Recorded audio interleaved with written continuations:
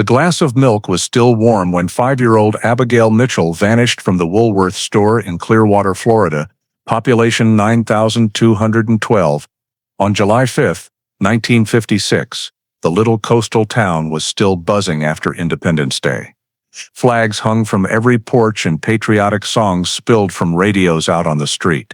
At 4:22 p.m., neighbors saw Evelyn Mitchell walk her daughter into the store, the little girl in a yellow dress with a matching yellow ribbon in her hair. Abigail stopped at the candy counter, where the clerk remembered smiling at her just minutes before the mother turned away. A woman in a white dress was seen taking the child by the hand and leading her out, their figures quickly swallowed by the crowd under the blazing Clearwater sun. What happened in the minutes that followed would haunt this town for nearly 6 decades, and mark the beginning of one of the strangest missing child cases in American history. Before we dive deeper into the story, don't forget to subscribe and hit the bell so you never miss the latest cases. Summer 1956. Florida was booming. The coastal roads of Clearwater shimmered under the sun, palm trees swayed in the breeze, and the sound of waves mixed with morning news broadcasts on the radio. People believed they were living in a safe, peaceful era. Doors were left unlocked, kids played in the streets, adults chatted over backyard fences. In the middle of that picture-perfect scene was the Mitchell family, a typical rising middle-class household. Henry Mitchell, 32, was a mechanic at a Gulf-to-Bay roadside garage. A thin man whose hands always smelled of engine grease, quiet and reserved. His wife Evelyn, 28, worked part-time at the fabric shop downtown. Petite, quick, modest but meticulous, and always spotless. She cared for her husband and child, as if shielding a small private world from everything outside. Their only daughter, 5-year-old Abigail, had golden blonde hair, a constant smile, and loved collecting seashells to line up on the windowsill. Their wooden house sat at the end of Maple Street. Small yard, a lemon tree out back, and a peeling white picket fence. Every morning Henry drove to work, Evelyn made breakfast, and Abigail sat on the front steps, swinging her little legs, and singing along with the old radio. Evenings, when Henry came home, the three of them ate supper on the porch, talking about the car he was fixing, or what happened at preschool that day. Everything was peaceful, until small quiet things started to appear that no one noticed. About 2 weeks earlier, Evelyn had mentioned to a neighbor that a strange woman had come into the fabric shop, spoke softly, but asked odd questions, whether Evelyn had children, how old the child was, where she went to school. Evelyn laughed it off as simple curiosity. Another time, Henry noticed a cream-colored Plymouth station wagon parked in front of the house for several days in a row. Looking through the window, he could only make out the silhouette of a woman inside with loose curly brown hair.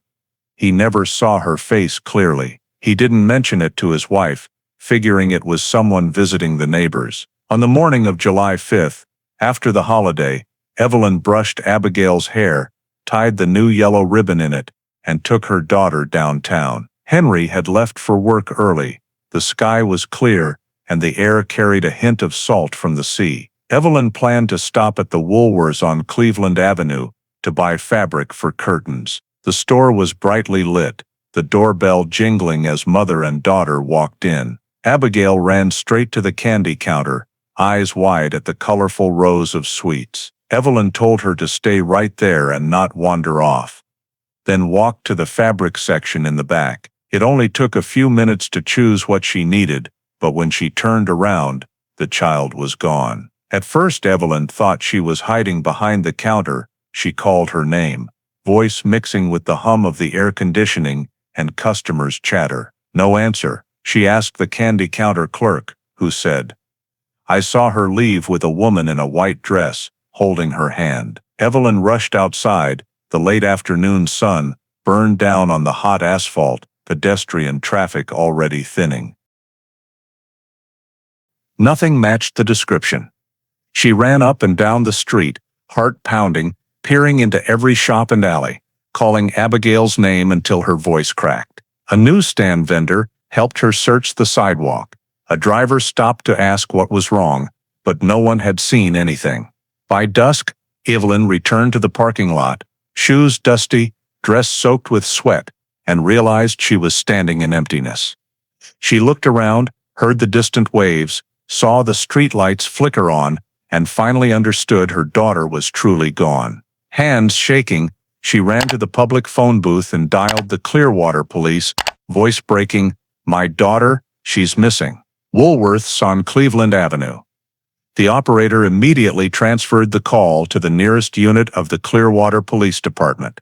On the other end, the clack of typewriter keys, urgent voices. A quick note was scribbled. Child missing. Female, 5 years old.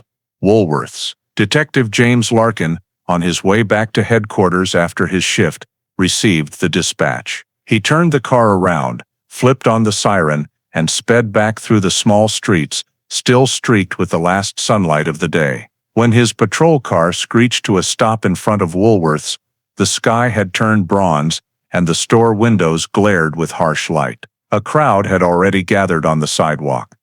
Some talking loudly, others pointing at the glass doors. Evelyn Mitchell stood pressed against the phone booth, still clutching the receiver, eyes wide as if she no longer recognized the world around her. Larkin approached, introduced himself briefly, and asked, "Are you the one who called it in?" Evelyn nodded, pointed toward the store, lips moving without sound. He signaled the 2 officers with him to keep the crowd back, then stepped inside. The air still carried the smell of candy and floor wax. Larkin scanned the layout, candy counter on the right, fabric section in the back, neat rows of shelves. Employees and customers stood in small clusters, faces a mix of worry and curiosity. He ordered the manager to suspend business and close the store for the investigation. On the tile floor, right beside the candy counter, a yellow ribbon lay caught under a chair leg. Larkin crouched, picked it up, and sealed it in an evidence bag. Near the entrance, the thin dust on the rubber mat showed small child-sized shoe prints mixed with a woman's high heel marks. He measured, noted size and direction outward toward the main street. A female employee said she saw the little girl leave with a woman with curly brown hair wearing a white dress. Larkin pressed for age, voice, anything else? The woman only shook her head. I thought it was someone she knew. Outside, more police sirens approached. An officer radioed headquarters, confirmed code 5607A, missing child. Larkin noted the time in his notebook, 4:52 p.m. When he turned around, Henry Mitchell had just arrived. Reeking of gasoline, shirt streaked with grease, face drained of color. Evelyn threw herself at her husband, words tumbling out in broken fragments. Larkin had them sit on the bench in front of the store and began taking their initial statements. Evelyn recounted everything, the exact time they entered, where Abigail had stood, how she had stepped away for just a moment, and the empty space when she returned.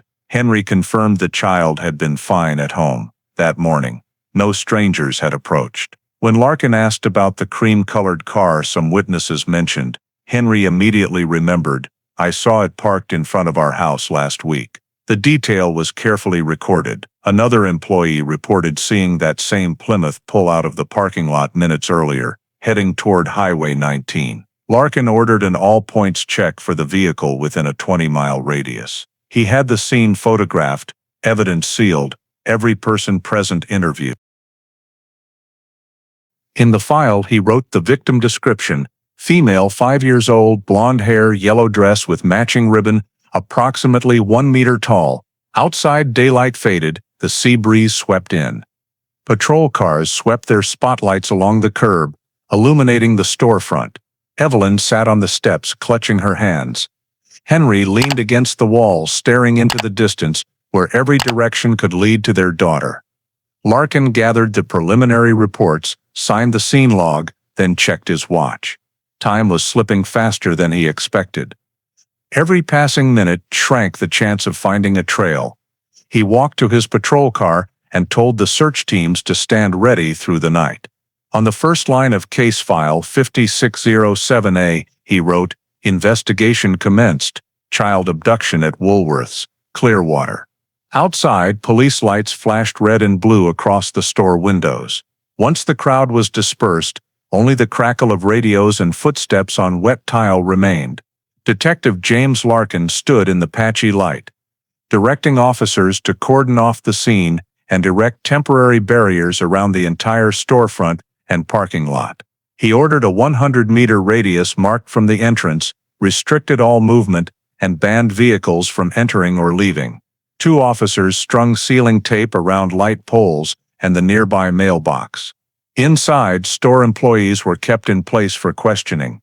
Larkin and a forensic technician moved slowly along the entrance path, eyes scanning from floor to counter, logging anything that could be evidence. The yellow ribbon's exact location was confirmed, 2.3 meters southwest of the candy counter, near the tasting tables. Under the lights, the thin dust revealed small children's footprints heading straight to the main door, mixed with sharp adult heel marks. The technician measured, photographed, and collected dust and dirt samples from the prints. Near the checkout, Larkin noticed a faint skid mark, possibly from a light collision while moving quickly. He had it measured from that spot to the exit, roughly 9 meters. A few seconds for an adult pulling a child. The parking lot was swept with high-powered floodlights. On the asphalt lay a fresh, still wet oil streak in the exact spot. Witnesses said the cream Plymouth had been parked. An officer took an oil sample for analysis and noted it dripped toward Cleveland Avenue. Larkin stood at the curb, studying the faint tire tracks in the dust. They showed the car had left heading north, merging into heavy traffic. He marked the map and wrote estimated departure from scene 4:35 p.m. Inside, the interview teams got to work. Larkin moved among them, asking short, precise questions. Who saw the girl last? How many steps from fabric to candy counter? Did any stranger ask about children during that time? The candy clerk confirmed about 6 customers were at the counter. A woman with curly brown hair in a white dress stood with the child for about a minute, then led her away. No one thought it strange. The cashier added, they walked straight out the front door, didn't pass through checkout. Larkin pressed for more detailed description: age, build, accent.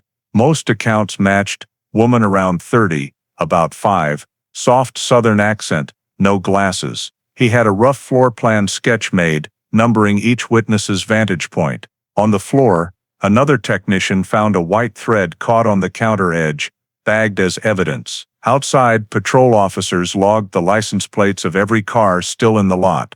12 checked, none matching the description. Larkin requested traffic camera footage from the avenue, but in 1956 the few cameras that existed were only on major highways and rarely recorded. On the sidewalk, Henry Mitchell stood back behind the tape. Evelyn sat inside a patrol car under medical care, eyes red, still clutching her daughter's little purse. Larkin closed his notebook and reviewed the evening's notes. No signs of struggle, no items left behind, no witnesses heard a cry for help. Everything happened fast and silently in under 10 minutes. Preliminary conclusion: deliberate, non-random movement, no disturbance left behind. Before leaving the store, he ordered the candy counter and exit area sealed for 24 hours and closed signs taped to the glass. Outside, he had temporary closure notices posted and 1 officer assigned to guard the scene overnight. When everything was done, Larkin's watch read 7:50 p.m. He opened his notebook and wrote the final line of the report: scene examination complete. Evidence collected: yellow ribbon, white thread, footprint, dust samples, vehicle oil, primary suspect direction, north. Cleveland Avenue. Then he closed the book, looked around the now empty store, where dim lights reflected off the shiny tile, and stepped outside into a Clearwater evening that smelled of sea air and engine oil. After securing the scene, Larkin immediately launched an emergency search within a 3-mile radius of downtown Clearwater. The clock read 8 p.m. Wind from the bay blew hard, carrying salt and dampness, streetlights gleaming on wet asphalt. He split the force into 3 teams. 1 swept the residential area south of Cleveland Avenue, 1 moved toward the waterfront bay esplanade, and the 3rd checked drainage ditches along Highway 19. Patrol cars were positioned around the perimeter, short siren bursts alerting residents. Over the radio, the missing child alert repeated every 10 minutes with Abigail's exact description: 5 years old, blonde hair, yellow dress, yellow ribbon, about 1 meter tall, white canvas shoes. Larkin joined the beachfront team, walking slowly across wet sand where someone claimed to have seen a woman and little girl heading toward the water. Under flashlight beams, the sand was a mess of footprints and tire tracks. Impossible to isolate. He had technicians take soil samples from low spots where tires had sunk deeper. Another officer reported tire marks near the pier, but no plates. In the residential zone, teams knocked on every door, checking backyards, sheds, and garages. A few families peered out windows and asked questions, but no one had seen a child pass by. Canine units were brought in from Pinellas County, given the yellow ribbon and one of Abigail's shirts Evelyn had brought to catch the scent. The dogs circled the store area, then headed north, stopping at the intersection leading to the highway where human scent mixed heavily with gasoline. Larkin noted, trail ends at major roadway, high probability of vehicular transport. The drainage team reported negative, no footprints, no items. Recent rain had washed everything away. By 9 p.m. the entire neighborhood had been searched once with no results. Larkin expanded the radius another half-mile and requested coordination with Tampa and Dunedin police. Jeep-mounted floodlights swept vacant lots and thick roadside grass. The radio stayed busy, but most calls were simply area clear. He walked through the closed market stalls, where the smell of dried fish lingered in the warm air, peering into every shadow between booths. An empty cardboard box flipped in the wind. In the distance, dogs barked in echoing bursts that felt chillingly hollow. By 10:30 p.m., Larkin gathered all teams at the central point. Reports were read aloud under vehicle headlights: residential, negative; waterfront, no evidence; drainage system, no traces; park areas, no child or suspicious persons. One officer mentioned hearing a car start hurriedly sometime after 4:30 p.m., but couldn't recall direction. Every piece of data was vague, forming no logical chain. Larkin checked his watch, almost midnight. He suspended wide area searching for the night to focus on mapping and marking key locations for morning. At the mobile command post set up near the scene, he marked checked areas on the map: red for downtown, green for residential, yellow for the beach. The three colors blended into a large circle with no center. On the table, witness lists, evidence logs, and suspect routes neatly columned. Under results, every line was blank. A young officer asked whether hospitals and neighboring departments should be notified. Larkin nodded and ordered the victim description broadcast to every agency within 50 miles and highway patrol to watch for plates starting 6B21. Outside, the sea wind carried a cold, salty bite, making the flag on the patrol car snap. When the last team reported back, it was nearly 1 a.m. The final tally: nothing found within 3 miles. No sign of Abigail Mitchell or the suspect vehicle. Larkin signed the log. Day 1 search results: negative. Victim not located. Suspect vehicle not located. Recommend expanded search radius commencing the 6th of July 1956. He set down his pen and looked around the tent where fluorescent light flickered over the red-inked map. In the distance, the waves rolled in steadily, like the long, tired breath of a town that had just lost the peace it once believed was forever.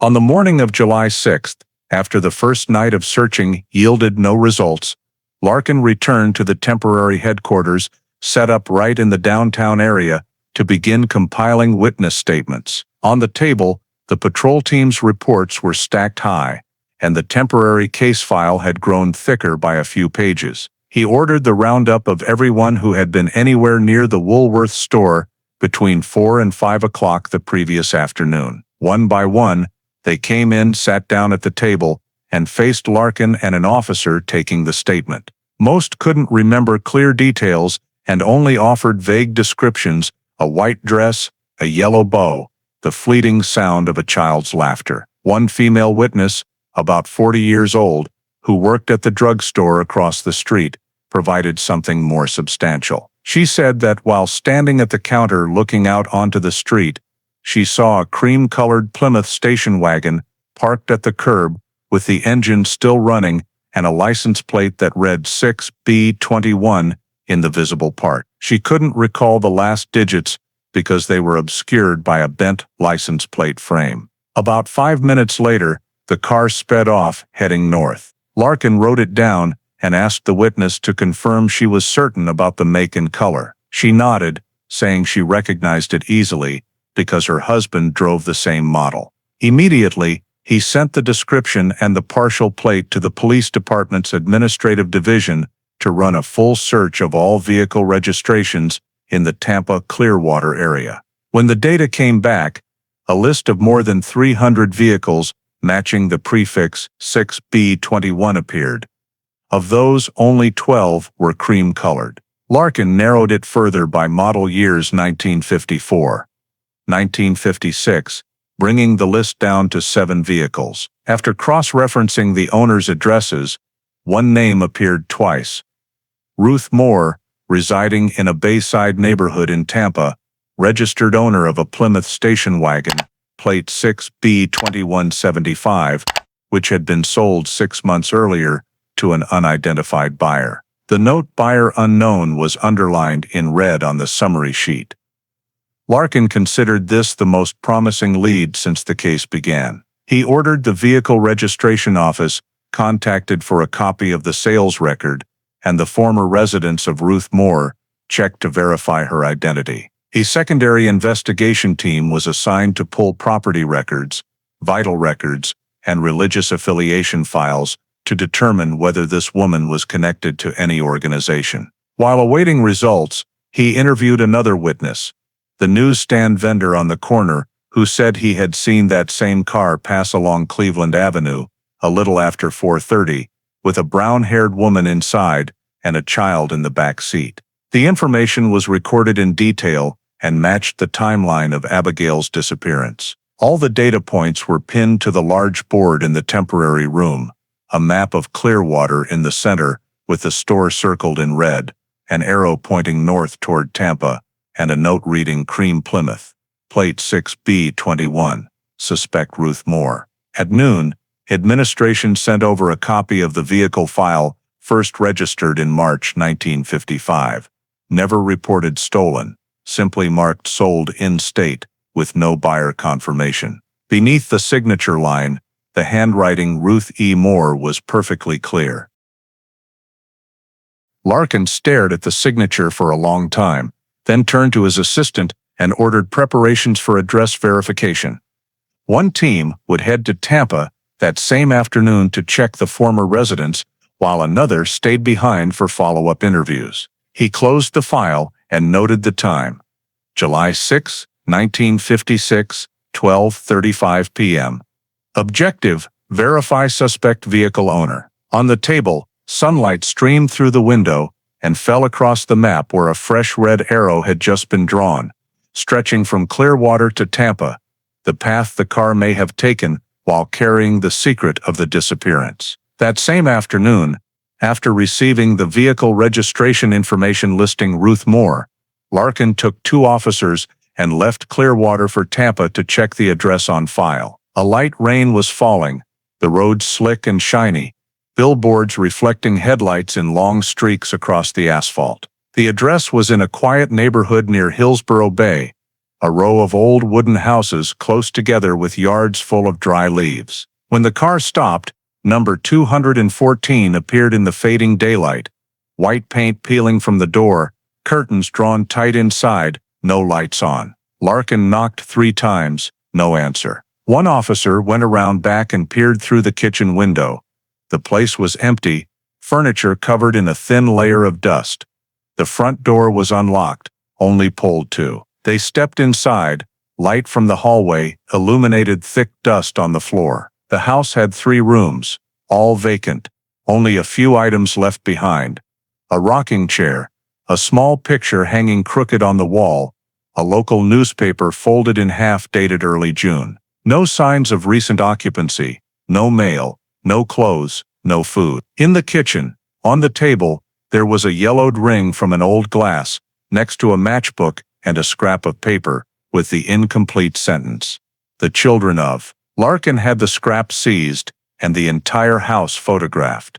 They went next door. A middle-aged neighbor named Harris confirmed that a woman named Ruth Moore had lived there with her sister Delilah about a year earlier, but 2 weeks ago, the two had moved out in the middle of the night with no explanation. She added that they kept to themselves, sometimes wore white robes while walking in the mornings, and spoke with strangers at the end of the street. The police took her statement and her phone number for later verification. Larkin returned to the car, opened his notebook, and wrote, "Moore sisters, missing from residence since late June." He looked back at the house one last time.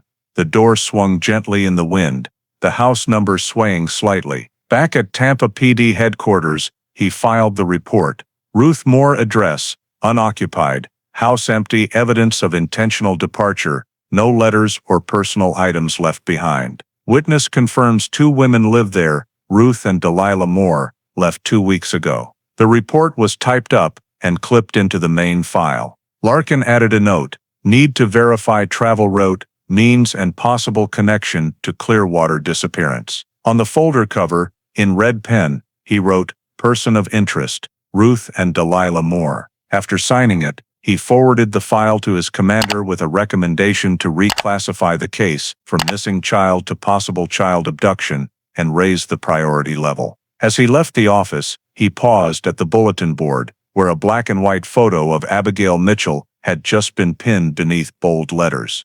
"Have you seen this child?" The rain outside was falling harder, drumming steadily on the tin roof, and Larkin knew the case had moved beyond a simple lost child. It had officially entered a different realm. On the morning of July 7th, after the case was upgraded to possible child abduction, Larkin convened the first formal investigative meeting at the Clearwater PD office, attended by representatives from forensics, criminal investigations, and Tampa police.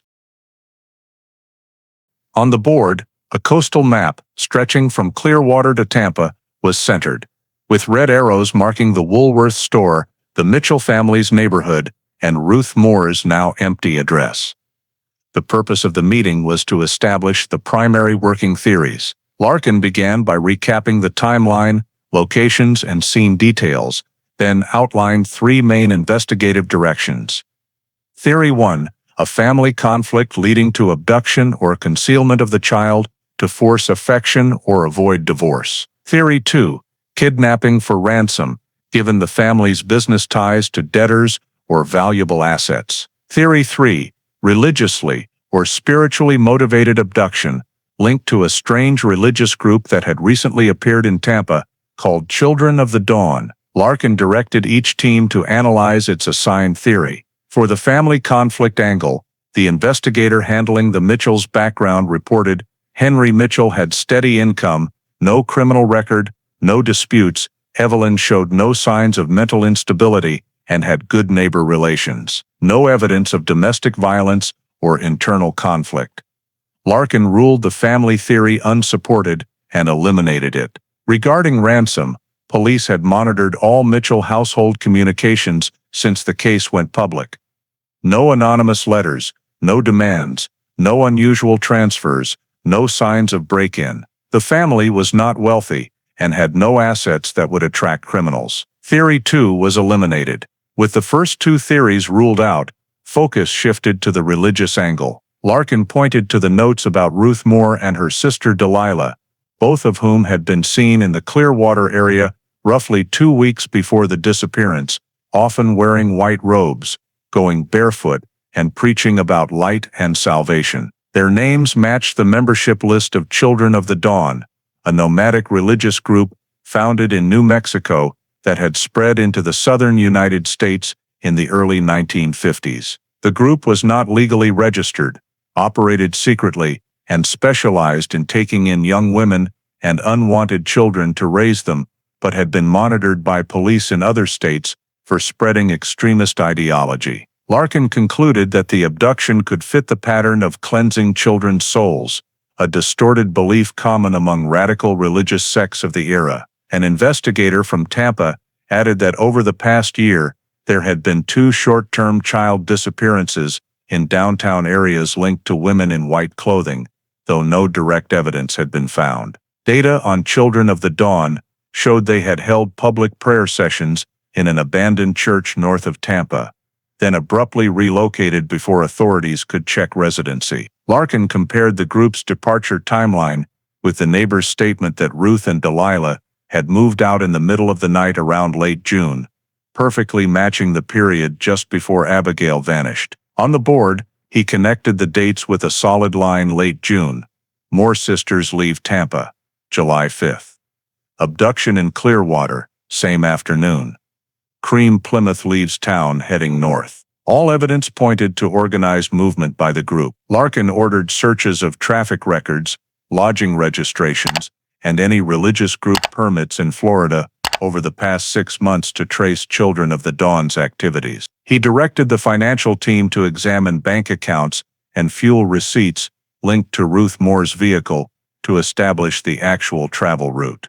The technical unit was tasked with comparing tire tracks collected at the scene with samples from Tampa area garages for a match. In the meeting minutes, Larkin's notes read, "First 2 theories, eliminated. Remaining theory, organized, religiously motivated, premeditated. Objective, determine group size, establish connection between Ruth Moore and leader Jonas Reed." He required all reports within 24 hours. Before adjourning, Larkin looked again at the map, the red arrows now linking Clearwater to Tampa and pointing northwest. The details were falling into a logical chain.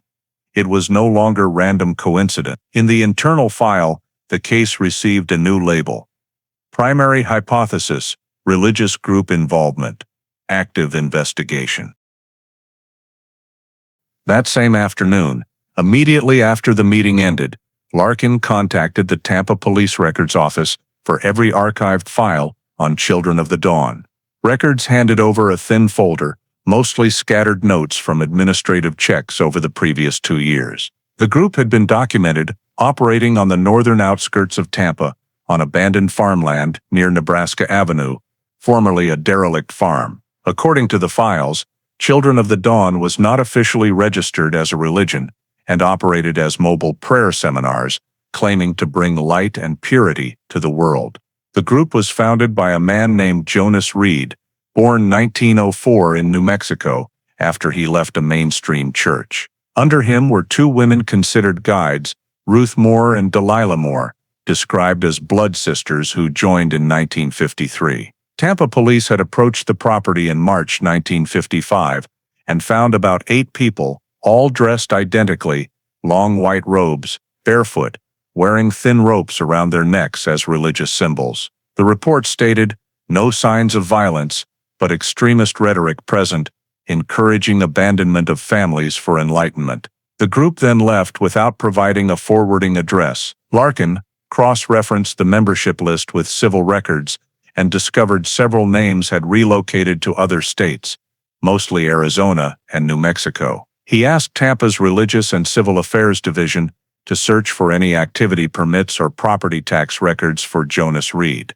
Results showed Reed owned an old truck registered in New Mexico, believed used to transport supplies for the group. That vehicle had appeared in Central Florida in early 1956, coinciding with neighbors confirming Ruth and Delilah had been living with the strange group. In the Hillsborough County Sheriff's files, an anonymous call from May of that year reported people in white robes taking small children door-to-door preaching. When asked, the duty officer noted, "No evidence of crime, no further follow-up." Larkin finished reading and underlined in red Jonas Reed, founder. He concluded that the relationship between Reed and the Moore sisters, as well as the group's movements before and after the abduction, had to be verified. A small investigative team was formed to backtrack Children of the Dawn's journey across states. They began by contacting the Gainesville, Ocala, and Tallahassee police departments for any related information on the nomadic religious group. Several reports indicated the group had stopped in Gainesville in early June, held public prayer sessions for 2 days, then left abruptly without registering lodging. Local witnesses described a blonde girl, aged 4 to 6, traveling with them and called Child of the Light. That information was recorded and flagged as matching Abigail Mitchell's description. Larkin immediately ordered formal statements from the Gainesville witnesses and identification of the group's departure route. According to records from a gas station along Highway 301, a cream-colored Plymouth filled up near Waldo at 6 p.m. on July 5, paid for in cash by a woman who left no details. The receipt was collected, confirming the time matched the car's departure from Clearwater. All data was entered into the investigative file, forming a provisional travel map: Clearwater, Tampa, Gainesville, heading north. Larkin drafted a preliminary report summarizing everything known about Children of the Dawn formation history, personnel structure, travel route, and probable direct connection to Abigail's disappearance. He concluded the group was organized, possessed vehicles and personnel matching descriptions, and exhibited extremist religious traits consistent with abduction to save children's souls. The report was stamped confidential and urgently forwarded to the FBI field office in Jacksonville with a request for federal assistance on interstate data and religious group files. Before leaving the office, Larkin reread the final note in the report: Jonas Reed, leader; Ruth and Delilah Moore, key members, traveling by personal vehicles. Conclusion: migratory religious organization, high probability of involvement in Clearwater case. Recommend federal investigation. He signed it, glanced at the map covered in red pins, the travel points stretching north like a chain of marks, all leading from the Woolworth store to the shadowy figures who called themselves Children of the Dawn. After the report on the Children of the Dawn group was sent out, Larkin did not wait for a response, but immediately launched an expanded witness canvass along the routes the group might have traveled. On the morning of July 8, he and 2 officers left Clearwater, carrying composite sketches of Ruth and Delilah Moore, based on neighbors' descriptions, along with a portrait photograph of Abigail Mitchell. Their first target was the Gainesville area, where local reports had mentioned a group of women in white robes accompanied by a blonde little girl. Along the way, they stopped at gas stations and roadside stores to ask questions. Most people had only heard rumors or didn't remember clearly, but a gas station attendant near Waldo positively recalled seeing 2 women matching the description 3 days earlier, one driving, the other in the back seat holding a child. He described cream-colored car, old plate starting with 6B. They paid cash and had southern accents. When asked their direction, he pointed toward Highway 301, northbound.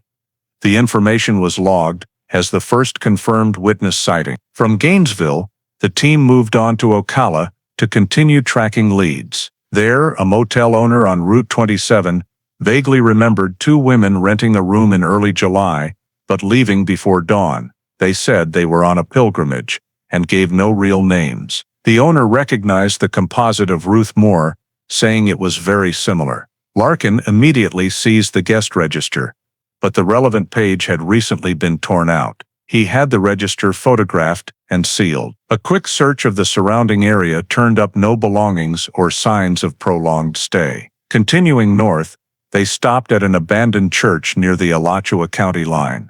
The caretaker said that about 2 weeks earlier, a strange group had stopped to pray, wearing white robes and carrying a hand-lettered banner reading, "The dawn is near." He remembered a child with them, referred to by the group as the little one, whom they kept away from others. They left the next morning, leaving behind a few flyers urging people to return to the first light of God. Larkin collected the flyers and sent them to forensics for fingerprint analysis. 2 clear prints were lifted and preliminarily matched with high similarity to Ruth Moore's known prints. The match was logged as positive.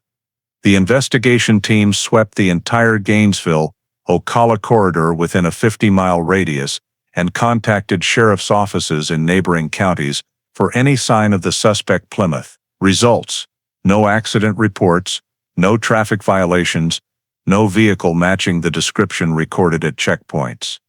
On the forested roads connecting the 2 cities, they checked clearings that could serve as campsites for a traveling group. All they found were old campfire rings and rusted tin cans, no new evidence. As the sun began to set, Larkin pulled over, studied the map marked with canvas points. 3 witness locations, all confirmed northward movement, but after Gainesville, every trace abruptly vanished. He wrote in his notebook, "Children of the Dawn journeyed to Gainesville." Ocala confirmed thereafter no further travel signs. Possible vehicle change or group split. The team returned to Clearwater late that night, bringing all newly collected evidence, flyers, photocopies of the motel register, and witness statements. The day's summary report showed the suspect group traveling in an organized manner, timeline consistent with the abduction window, but no definitive proof the child with them was Abigail Mitchell. Larkin signed the report, forwarded it to command with a short note. Witnesses corroborated physical evidence matches, but group has left the area. Next direction unknown. In his office, the map of Florida lay spread out, red pins stopping in the vast emptiness of the northern flatlands, where the path of those who called themselves Children of the Dawn seemed to dissolve into darkness. On July 9th, all evidence collected from the scene and during the canvass was transferred to the Clearwater Police Department Forensics Lab for comprehensive analysis. On the technician's table, the sealed paper bags were numbered: 1A yellow ribbon found at the bakery counter, 2A white cloth, fiber recovered from the edge of the checkout counter, 3A hair sample taken from a seat crevice near the store exit, 4A flyer reading "The dawn is near," collected at the abandoned church in Gainesville. Larkin was present as the technician broke the seals and logged each item. Under magnification, the light blonde hair was confirmed human, thin diameter, insufficient characteristics to determine gender or age, only that it was undyed and showed no natural shedding traits. The lab lacked equipment for cuticle analysis or genetic comparison. DNA technology was still years away. The sample was examined geometrically and compared to hairs from Evelyn and Henry Mitchell for exclusion. Differences in thickness proved it did not belong to either parent. The white cloth was cotton nylon blend, common in religious robes, hand-woven, frayed at the edges, clearly long used. The yellow ribbon, under the microscope, revealed 2 tiny gray dust particles.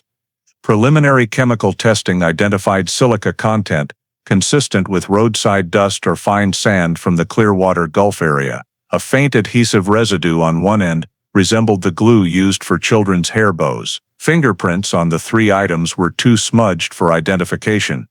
The technician concluded, evidence confirms human origin and hand-woven fabric, no specific criminal proof. The flyer paper was examined separately.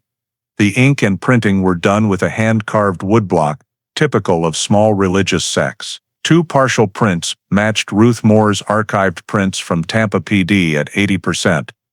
Not legally conclusive, but supporting that the Children of the Dawn had produced and distributed the flyers. Larkin ordered a complete forensic file with photographs and physical notes. The report stated clearly, insufficient biometric technology to identify victim or suspect, all samples resealed for future testing technology. The bags were reclosed, red-tagged and moved to storage. Larkin signed the receipt and requested permanent retention. Looking at the small evidence bags behind glass, he knew their value today was only faint fragments, but one day they might become the key to the entire case. In his personal notebook he added, September 7, 1956, forensic analysis complete. No identification, stored under code 5607, A/forensic/batch 1. The lab door closed, lights went out, only the reflection on the metal cabinet remained, where 3 evidence bags lay silent. The last surviving memory of the afternoon Abigail Mitchell vanished in a world that still believed such things couldn't happen in a small coastal town. After the forensic report was finished, Larkin shifted focus to the suspect vehicle, the cream-colored Plymouth station wagon believed, used by Ruth Moore. Based on consistent witness descriptions of a plate beginning 6B21, he contacted Tampa PD and sent coordination requests to counties along Highway 301, all the way to the Georgia line. Tampa provided vehicle identification, 1955, Plymouth, eggshell color, small cross sticker on the tailgate. Registration confirmed owner Ruth E. Moore, address now vacant.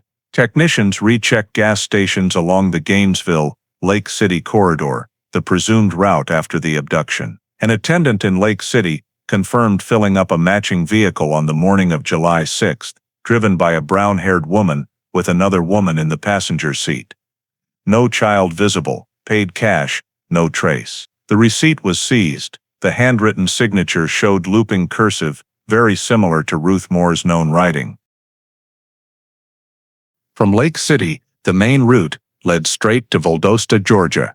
Larkin contacted the Lowndes County Sheriff. A clerk at an old motel on the outskirts of Valdosta reported 2 women renting a room the night of July 6, driving a light-colored Florida-plated car, leaving early the next morning, no real names given. Description matched Ruth and Delilah Moore. The witness added, they carried something wrapped in a small blanket, possibly a child or luggage, but it was dark. Georgia authorities filed a report and telexed the data to Clearwater PD. With the new information, Larkin marked the last known point on the map, Valdosta, the final sighting of the Plymouth. After that, every trace disappeared. No further reports of Plate 6B21 in neighboring states. He requested a nationwide bulletin through the FBI's National Crime Information broadcast for the vehicle, providing detailed description, distinguishing marks, and possible child abduction connection. The alert went out the morning of July 10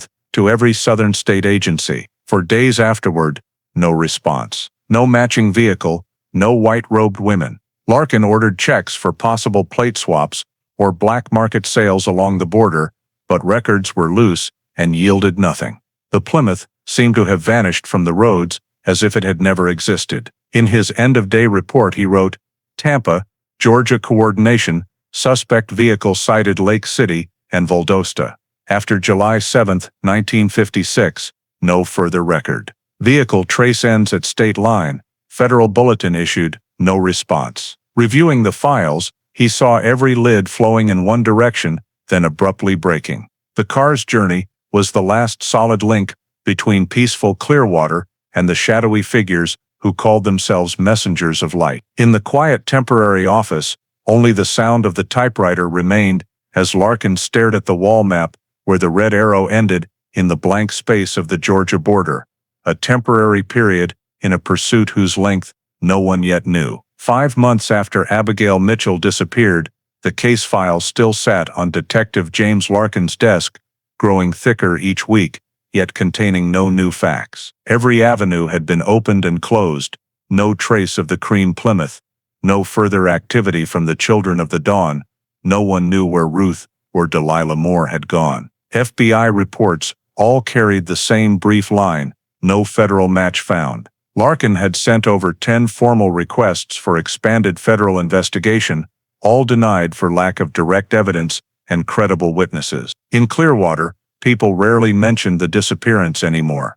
Only Abigail's photograph remained pinned to the bulletin board outside the station, fading in the sun. On December 2, 1956, Clearwater PD Command held an internal meeting and decided to suspend active investigation, moving the case to cold case, inactive. The minute read, no viable leads remaining, no identified suspects, file to central storage, case number 5607A. When he received the notice, Larkin sat motionless in his office before the 200-plus page file, scattered statements, maps covered in red marks, evidence now legally worthless. He had known it was coming, but the sense of failure weighed heavier than any case before. In his personal notebook he wrote simply, 5 months. No trace, no justice. After the closing meeting, his supervisor in internal investigations ordered him to hand over the file for transfer to state archives. At the same time, due to lack of results in multiple cases, Larkin was reassigned to the Property Crimes Unit, a lower-pressure administrative post that held little meaning for a man who had spent his career in the field. He offered no protest, signed the transfer form, closed the file, and personally labeled it inactive. Walking out of the office, December sunlight streamed through the window, illuminating the thin dust on the desk where he had once kept Abigail's photo as a reminder. Outside, Florida winter remained warm, but the atmosphere in the Mitchell house was heavy. Henry returned to work at the shop only a week after the search ended, yet everyone noticed he had become a different man. quiet, short-tempered, often sitting motionless for hours at his workbench. Neighbors said every afternoon he drove slowly down Cleveland Avenue, passing the Woolworths as if hoping to see his daughter run out. Evelyn left the house shortly after the case was suspended, moving temporarily to her sister's in Gainesville. People said she still wrote to the police asking for updates, but never received replies. The house on Maple Street stayed shuttered, curtains drawn, the porch plants withered, the Mitchell nameplate on the fence missing a corner. The small town, once peaceful, gradually forgot the incident. But for Larkin, every drive past that neighborhood brought back the helplessness of that first afternoon. At the end of December, he made a final trip to headquarters to deliver all physical evidence to the Central Archives in Tallahassee. Sealed bags, maps, notebooks. The clerk signed for receipt, applied red archive stickers, and slid the box onto steel shelves among hundreds of other unsolved cases. When the vault door closed, the metallic echo sounded cold. On paper, Case 5607A was officially finished. But in Larkin's mind it remained an open wound. He returned to his new desk.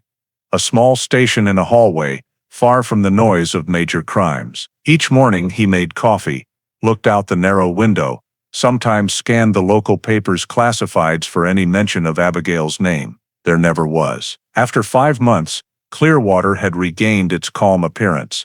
But beneath it people were forever changed. Henry silent, Evelyn gone, and in the police files the final entry read only, victim status unknown. Suspects not in custody. Case closed. In one corner of the detective room bulletin board, the photo of the blonde little girl remained pinned, beside a slip of paper in Larkin's handwriting. Administrative closure. Not the end of truth. After transfer to property crimes, James Larkin worked another 6 years before officially retiring in the spring of 1963. He left the Clearwater Police Department quietly, no ceremony, no speeches, just a service certificate and a pension envelope. While clearing his desk, he gathered the few personal items he owned: an old fountain pen, a worn leather notebook, and a photocopied summary of Case 5607A. He had secretly made before surrendering the original to state archives. Larkin never told anyone he had copied the entire summary and key reports. He took them home, locked them in a metal box, and placed it in his bookshelf. His small house on the west side of Clearwater was solitary and quiet, walls holding only a few old police photographs. Mornings he made coffee and read the paper.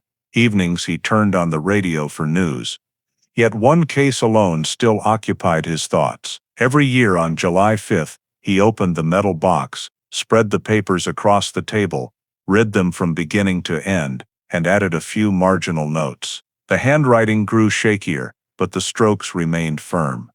He began writing letters to the FBI's Jacksonville field office, requesting the case be reopened as a special investigation. The first, in 1964, was 3 pages, a summary of the disappearance, analysis of the Children of the Dawn connection, and a suggestion that interstate transport of a minor made it a federal crime. 3 months later came a brief reply: insufficient grounds for federal case. Matter remains under Florida jurisdiction.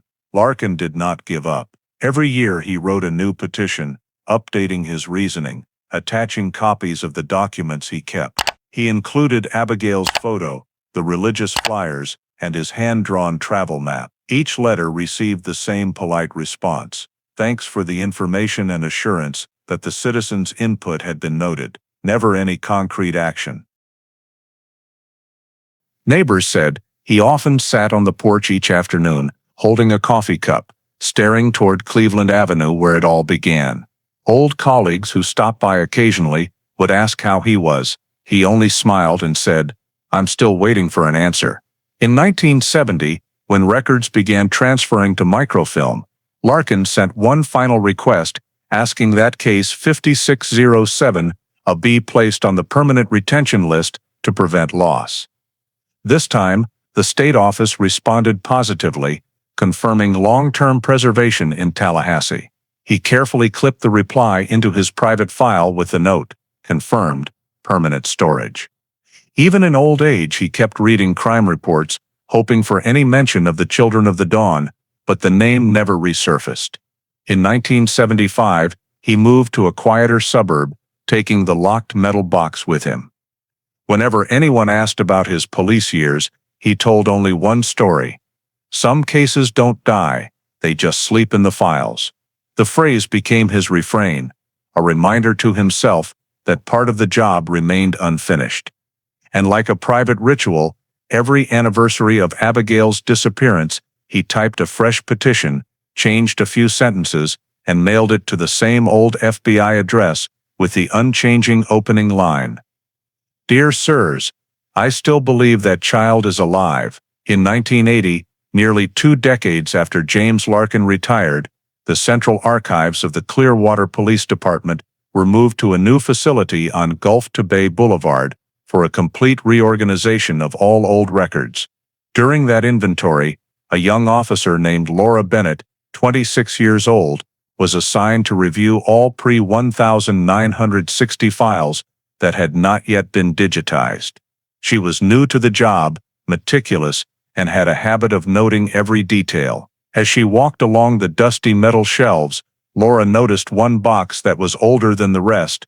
Its labels had yellowed, and the handwritten text was faded. Clearwater PD, Case 5607A. She lifted the lid. Inside were bundles of documents tied with cloth string, some pages brittle and stained. The top cover sheet read, Missing Child, Abigail Mitchell. Date opened July 5, 1956. Status, inactive. Laura read the first few lines of the initial report and paused. Something about the way the incident was described caught her attention.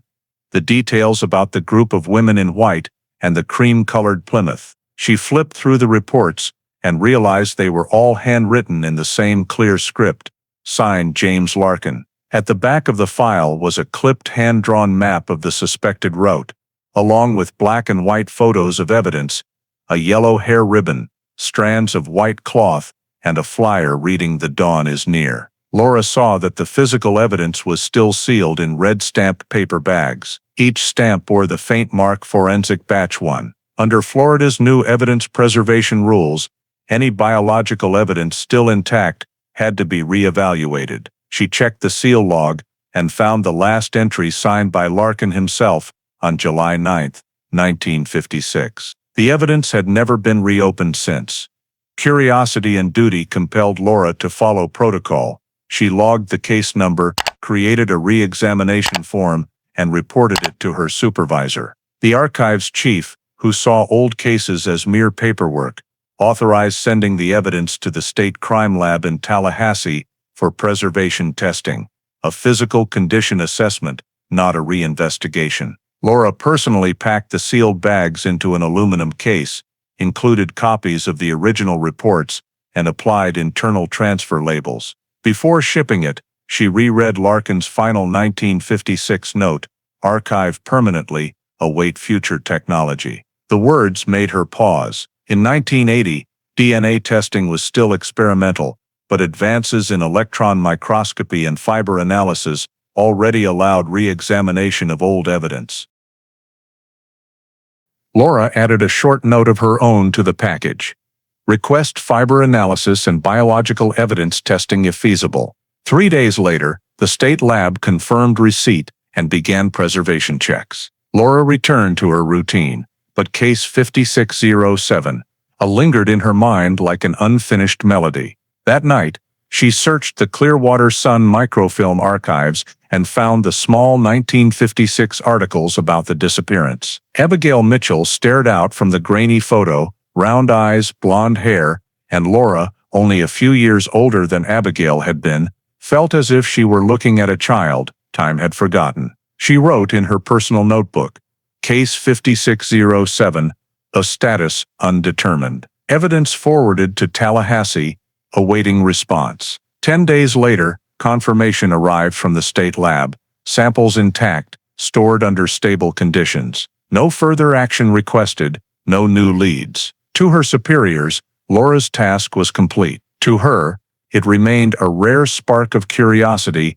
amid endless paperwork. Before resealing the shelf, she added a new note to the label, reviewed, 1980, safe storage, await new technology. She had no idea that small note would later save case 5607A from destruction, while hundreds of others from the same era were discarded. When she turned off the lights and left the vault, she glanced back at the old box on the metal rack among rows of forgotten cases, never imagining that her small act that day would give a mystery buried for over half a century a chance to be awakened again. In the spring of 1998, a brief notice on the back page of the Gainesville Sun announced that Evelyn Mae Mitchell, age 70, passed away at St. Mary's Nursing Home after a long illness. The short obituary carried no photo and listed only a distant relative handling arrangements. James Larkin, then 86, and living alone on the west side of Clearwater,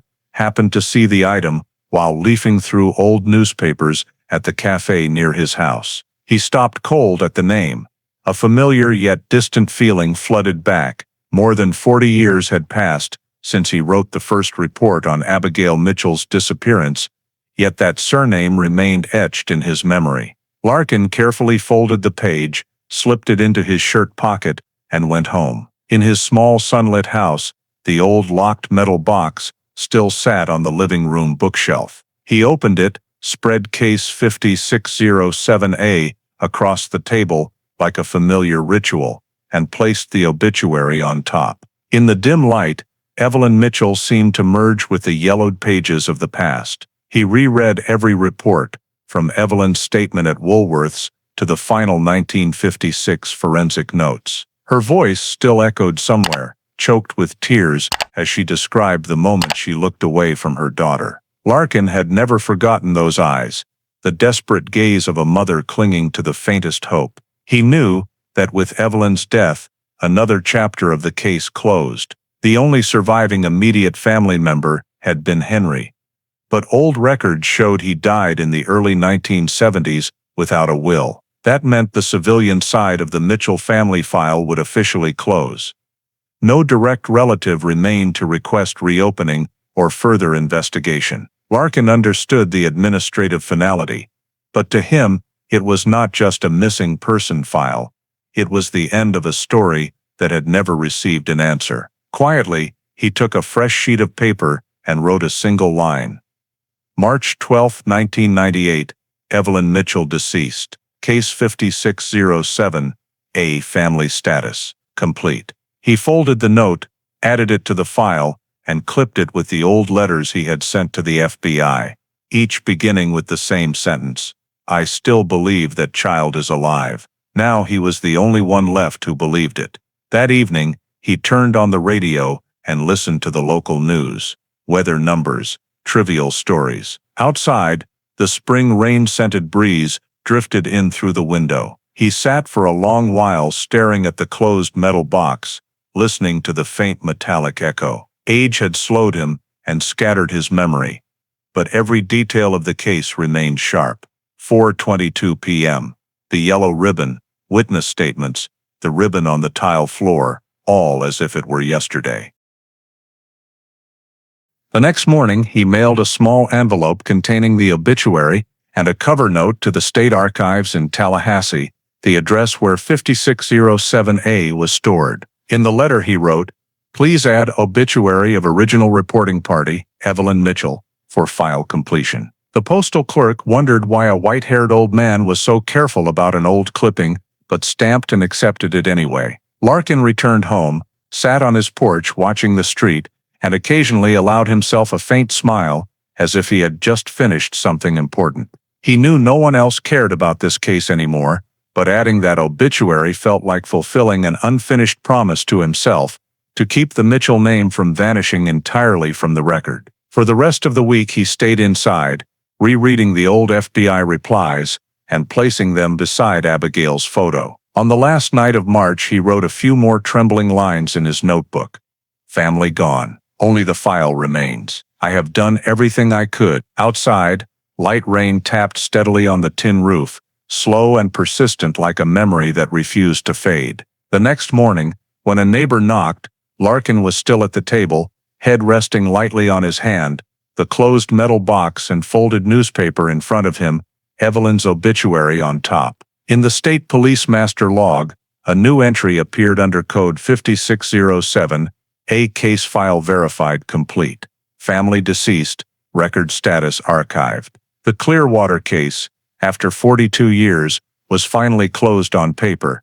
Yet in the old pages Larkin left behind, the name Abigail Mitchell remained heavily underlined, the final accent of a memory even time could not erase. In the summer of 1999, a few months after Evelyn Mitchell's death notice was added to the file, the Florida State Archives in Tallahassee conducted a comprehensive relocation and reclassification of all backlogged cases. Among the more than 3,000 files marked cold case, Clearwater's 5607A appeared on the list with the note, Complete Archiving, Biological Evidence, Original 1956 seal. A specialized truck was dispatched from Clearwater to Tallahassee to transfer the documents and evidence. Case 5607A wrote on the bottom layer, red-labeled, wax-sealed, bearing the signatures of the forensic technician and the old signature of Detective James Larkin. The evidence box contained 3 paper bags,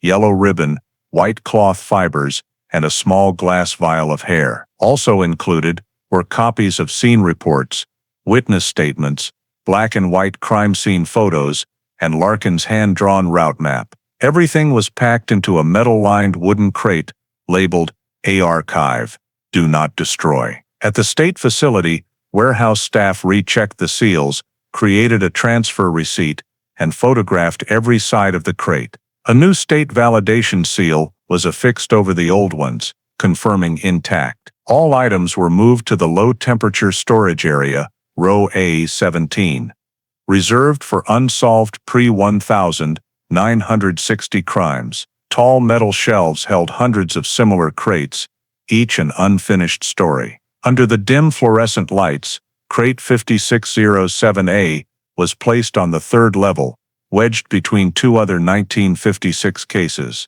A clerk added the note, Clearwater Child Abduction, opened July 5, 1956, no resolution, permanent storage. With that, the crate was slid into place.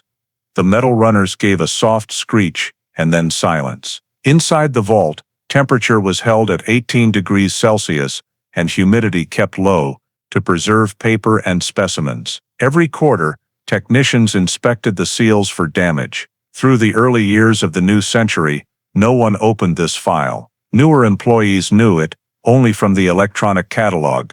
Case 5607A, Clearwater PD, missing child.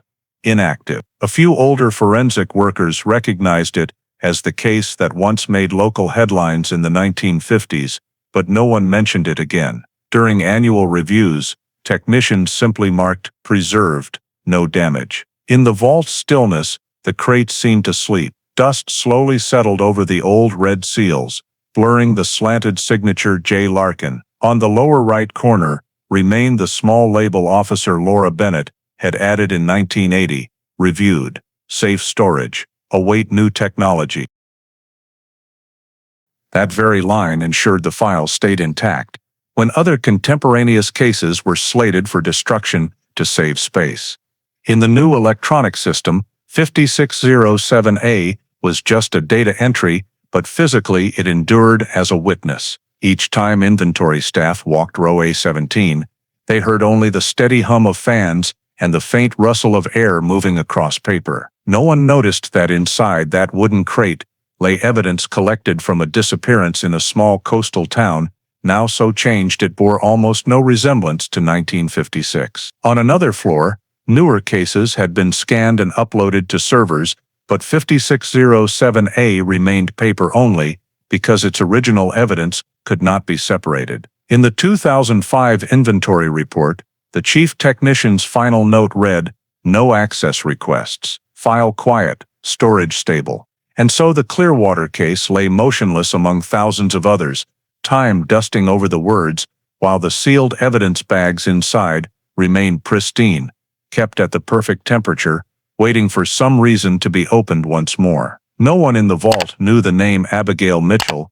No one remembered the mother who first reported her missing, or the old detective who wrote archive permanently await future technology. The crate was merely one storage unit in Florida's vast sea of records, yet in that cold silence, it still carried an unfinished story, waiting for a hand to turn the page. In April 2014, nearly 6 decades after Case 5607A was sealed and quietly stored in Florida's cold archives, a 63-year-old woman named Grace Hollander sat in her small Savannah, Georgia, living room staring at an Ancestry DNA kit on the coffee table. Next to a cold cup of tea lay an envelope containing old photographs and loose papers she had kept for years.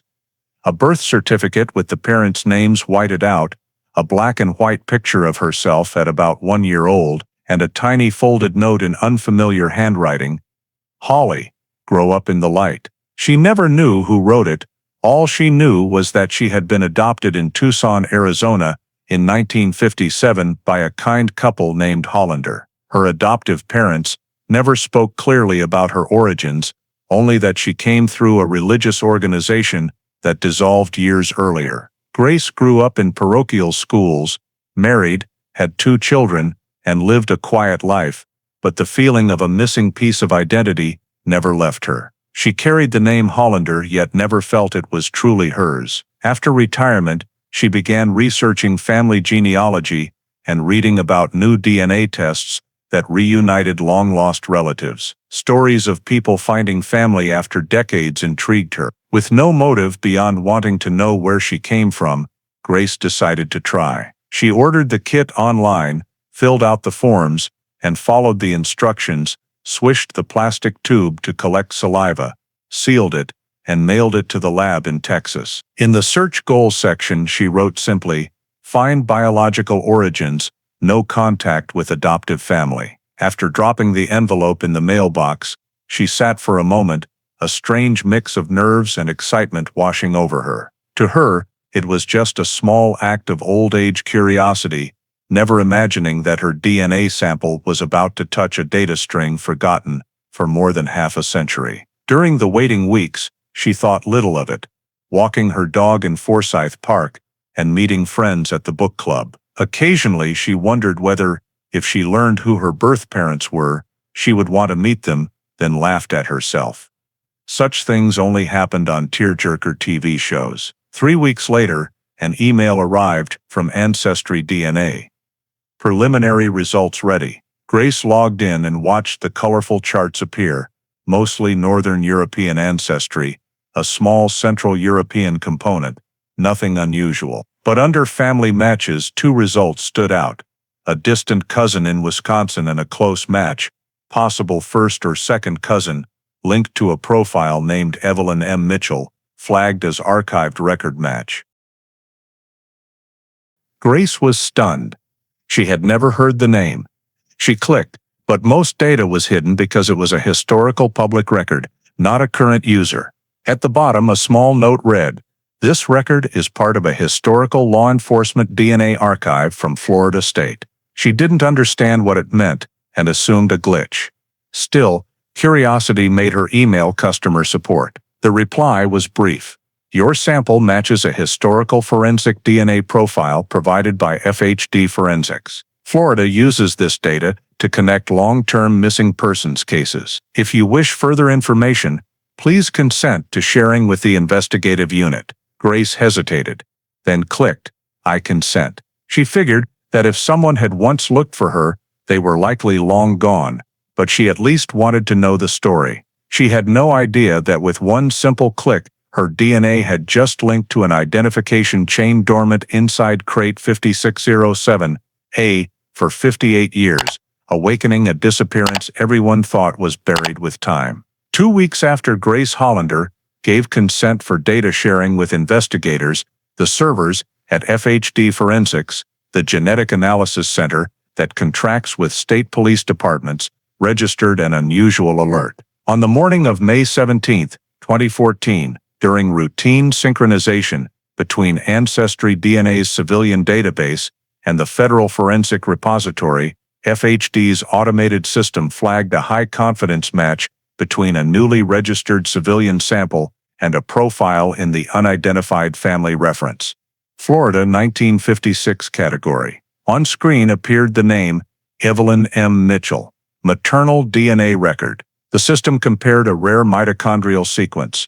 The match with civilian user 14FHD329A, Grace Hollander, was near perfect. The alert went straight to the office of Dr. Eleanor Graves, the 42-year-old investigative geneticist in charge of review. Known for meticulous work, she had handled dozens of decades-old identifications. Eleanor studied the data string, then ordered a second run to rule out duplication. The result was unchanged, 99.999% confidence. Beneath the match note appeared, maternal link, historical data source, Tallahassee Archive, case 5607A. The case number caught her eye, 5607A, was the old Florida cold case format from the 1950s. Eleanor accessed the linked repository through 3 security layers and opened the digitized copy created from the original crate in 2002. The title appeared, Case 5607A, Clearwater PD, Missing Child. Abigail Mitchell. Below were the DNA records collected while Evelyn Mitchell was still alive, hair and fingernail samples for future comparison with remains. Eleanor sat motionless for several seconds. She had heard of the Clearwater disappearance as a student, but never imagined the files still existed in the old genetic archive. She read on and found the original forensic text note, sample preserved, for future comparison if technology allows. Now that technology existed, and it had just found a living person. Eleanor printed the entire file, stapled it, and reported to the center director. An emergency meeting was called with representatives from the Florida Department of Law Enforcement to verify accuracy. After 3 hours of cross-checks, the lab confirmed no errors, no contamination, perfect alignment. The meeting ended in silence, except for the director's quiet statement, "If this holds, it's one of the longest resolved missing person cases on record." Eleanor was assigned to lead field verification, contact Grace Hollander, confirm identity, and re-examine all original 5607A evidence. That same afternoon, she opened the historical record folder and read every scanned page. Larkin's reports, the Clearwater map, photos of the yellow ribbon and white cloth. It felt like turning the pages of a perfectly preserved slice of the past. On the final page she found a scrawled handwritten line. Preserved for the day when truth can speak through science. No name, just a small J. Larkin, in the corner. Eleanor smiled faintly and wrote in her log. May 17, 2014. DNA match detected between Evelyn Mitchell record and civilian Grace Hollander. Genetic probability 99.999%. Next action, identity verification. Contact State Investigative Unit. She uploaded copies to the internal alert system and forwarded the official report to the FBI's Miami field office, which handles interstate cold cases. When she shut down her computer, the only sounds were the soft whir of fans and the standby glow reflecting off the black and white photo of the blonde little girl in the file, the same picture Evelyn Mitchell had once handed to police. Eleanor stood, looked out at the late afternoon sun slanting across low buildings, and knew she had just touched a timeline buried for nearly 60 years, and that this investigation, only now beginning, might call the past of many people by name once more.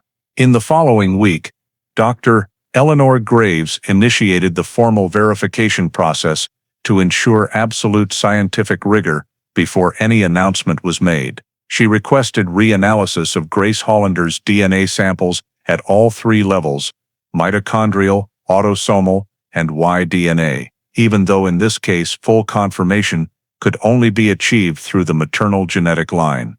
The responsible laboratories were located in Austin, Miami, and the National Genetics Center in Quantico. The control sample from Evelyn Mitchell's file was retrieved directly from the Tallahassee State Archive under a special order from the Florida Department of Justice. The transportation of the samples was strictly secured, escorted by personnel, to ensure no errors or contamination occurred. When the samples arrived at FHD Forensics, Eleanor personally inspected the seal integrity before opening them.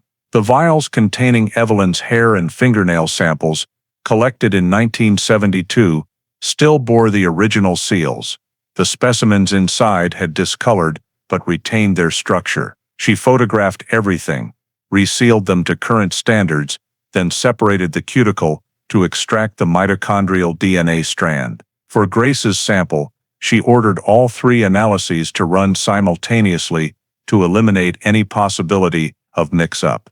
Mitochondrial for maternal line matching, autosomal for full genome comparison, and Y-DNA to rule out foreign male contamination during processing. Each completed result was assigned a separate code and uploaded to the federal CODIAS validation system. The first result, mitochondrial analysis, was released 3 days later.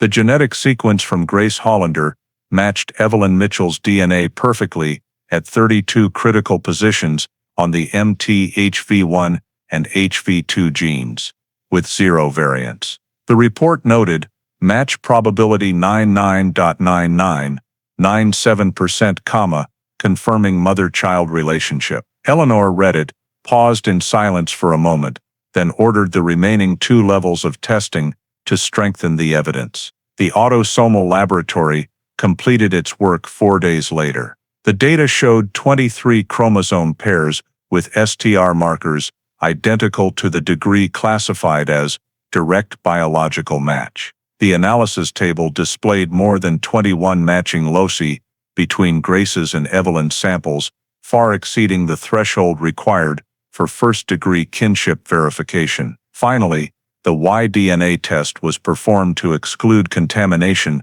from the old sample. Results showed no cross-contamination. The genetic sequence was completely clean, with no male genes present in Evelyn's sample, ensuring the purity of the reference material. After 12 consecutive days of work, Eleanor compiled all reports into a file more than 200 pages thick, signed it, and submitted it to the Florida Department of Justice Verification Board. An emergency meeting was held on May 29, 2014, attended by representatives from the FBI, FHD Forensics, and the Tallahassee Forensic Office. On the projection screen, Eleanor presented a summary of the entire process, sample origins, analysis procedures, and result sequence. When the images of the 2 genetic sequences appeared side by side, one from Evelyn, one from Grace, everyone in the room fell silent. Both charts overlapped almost perfectly.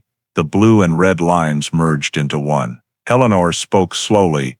There is no doubt left. Grace Hollander is Abigail Mitchell, missing from Clearwater in 1956. The statement plunged the room into a heavy, solemn silence. An FBI officer asked, "Have we ever had a similar case?" Eleanor replied, "No. This is the longest missing person identification ever confirmed by DNA in the state's history." After the meeting, the board unanimously signed the official recognition minutes and stamped them, verified identity, recovered subject. Eleanor was appointed to oversee the entire reporting and communication process, as well as contact any surviving family members of the victim, if they existed. That afternoon, back in her office, she sat in front of the black and white photograph of the blonde little girl from the electronic file, then reopened the original case file on the system. Inspector Larkin's words appeared: "Little girl, 5 years old, yellow dress, yellow ribbon, missing 4:22 p.m. Woolworths, Clearwater." 60 years had passed since those notes were written, and now the child in the photo was still alive, living under a different name, a different life. Eleanor backed up all data to the reserve server, printed an extra copy, then signed the final page of the minutes. Identity confirmed by triple genetic verification, mitochondrial, autosomal, Y-DNA. Probability of error 0.0001%. As she set down the pen, she felt something rare in her otherwise cold profession. The sensation that something thought long dead had just come back to life. That night, in the quiet laboratory, lit only by the glow reflecting off the glass, Eleanor stood looking at the old Clearwater case evidence bags stored in the metal cabinet. Everything remained intact. The yellow ribbon, the white fabric threads, the hair sample, small, once meaningless objects that had now guided justice home. She closed and locked the cabinet, then wrote the final line in her work log. Abigail Mitchell has been found, 60 years, but the genetic thread never broke. Immediately after the DNA results were confirmed and approved by the federal board, the FBI Miami field office issued an urgent notice establishing the Mitchell Task Force, a special unit comprising representatives from the FBI, FHD Forensics, and the Florida State Police to fully reopen the 1956 Clearwater disappearance case. The first meeting took place on June 2, 2014, in the Miami Regional Office's small conference room, with only 6 attendees. The regional special agent in charge, 2 veteran FBI investigators, Dr. Eleanor Graves, from FHD, a state forensic representative, and an administrative coordinator handling archives. On the screen appeared the title, Case 5607, AA, Mitchell Investigation Reactivation. The special agent in charge spoke briefly. This is no longer an ordinary cold case. This is a rare opportunity to close one of the longest missing person cases in U.S. history while demonstrating the power of modern forensic science. Afterward, the entire original file was reopened in digitized form. Paper documents were transported to Miami in 2 special climate-controlled containers. Old newspapers, crime scene photos, witness statements, and Inspector James Larkin's handwritten notes were scanned into the electronic system. During the session, Eleanor represented the DNA verification process and delivered the scientific conclusion: Grace Hollander is Abigail Mitchell. The next steps were to trace the victim's journey after 1956, identify who raised her, and determine the cause and perpetrators of the abduction. The task force was divided into 3 units, one handling forensics and historical records, one handling witnesses and religious aspects, and one handling federal logistics. All original evidence, including the yellow ribbon, white fabric threads, hair sample, and the Children of the Dawn flyer, was transferred from Tallahassee to FHD's analysis lab in Miami. Technicians began 3D laser scanning each item to match traces against the National Crime Database. Larkin's old geographic map was reconstructed using modern satellite data to replot the cult's possible 1956 travel route. Under the cold light of the conference room, red arrows on the Florida map appeared clearly from Clearwater to Tampa, Gainesville, then disappearing at the Georgia border. Younger investigators looked at the diagram like an ancient maze, whose traces lay buried under decades of dust. Eleanor proposed contacting religious authorities to locate records of the Children of the Dawn and requested permission from the National Archives to access 1956, 1957 immigration and transportation data. At the end of the meeting, she made a suggestion that silenced the room. I want to invite the only person who ever truly knew this case, the one who opened it first, as our honorary consultant. Detective James Larkin. A few surprised glances were exchanged. One young investigator whispered, "He's still alive?" Eleanor nodded, explaining that she had checked civil records and learned he was 102 years old and living in a nursing home in Clearwater. Though retired for over half a century, he remained the sole surviving witness from the case's opening. The special agent in charge immediately agreed, seeing it as a symbolic bridge between past and present. The very next day, Eleanor and an FBI agent drove to Clearwater to meet him. The nursing home sat quietly in an old neighborhood where sunlight reflected off windows and the distant sound of waves could be heard. When they explained the purpose of their visit, staff led them to a small room at the end of the hall, where a thin, white-haired elderly man sat in a wooden chair, reading the morning paper. Eleanor approached, introduced herself, and showed her FHD badge. When she mentioned the case name Abigail Mitchell, he went still for a moment, then smiled faintly. "I've been waiting for you people to come," he said softly. His aged but clear voice. Eleanor told him about the DNA results, and that Grace Hollander was Abigail. Larkin closed his eyes, his trembling hands resting on the table. "I always believed that," he whispered. He agreed to serve as honorary consultant and signed the cooperation agreement. As they left, Eleanor looked back, and saw him still sitting motionless, gazing out the window at the swaying palm trees in the afternoon sun, light falling across his aged face, like a rest between 2 centuries. 3 days later, at a Mitchell Task Force meeting, when Eleanor announced Larkin's participation, everyone stood and applauded. His name was added to the honorary member list with the note, "Former Clearwater PD detective, original case investigator." From then on, Larkin received weekly investigation updates. The documents he had handwritten were used as the foundation for reconstructing the case. The line he wrote nearly 60 years earlier, "Possible child abduction, children of the dawn," now became the federal investigation's main heading. By late June, the task force officially notified the national system that the case was reopened.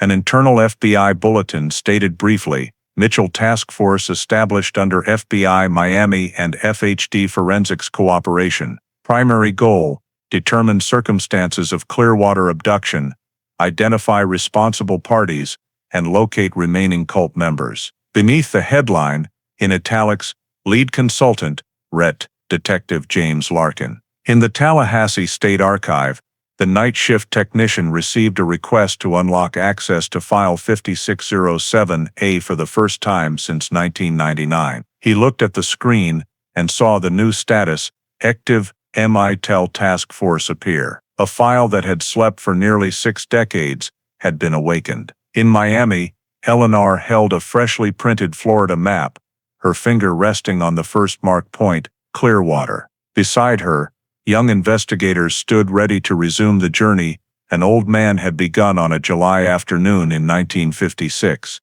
when an emergency call rang through a small seaside town, and case number 5607A was written into history for the first time.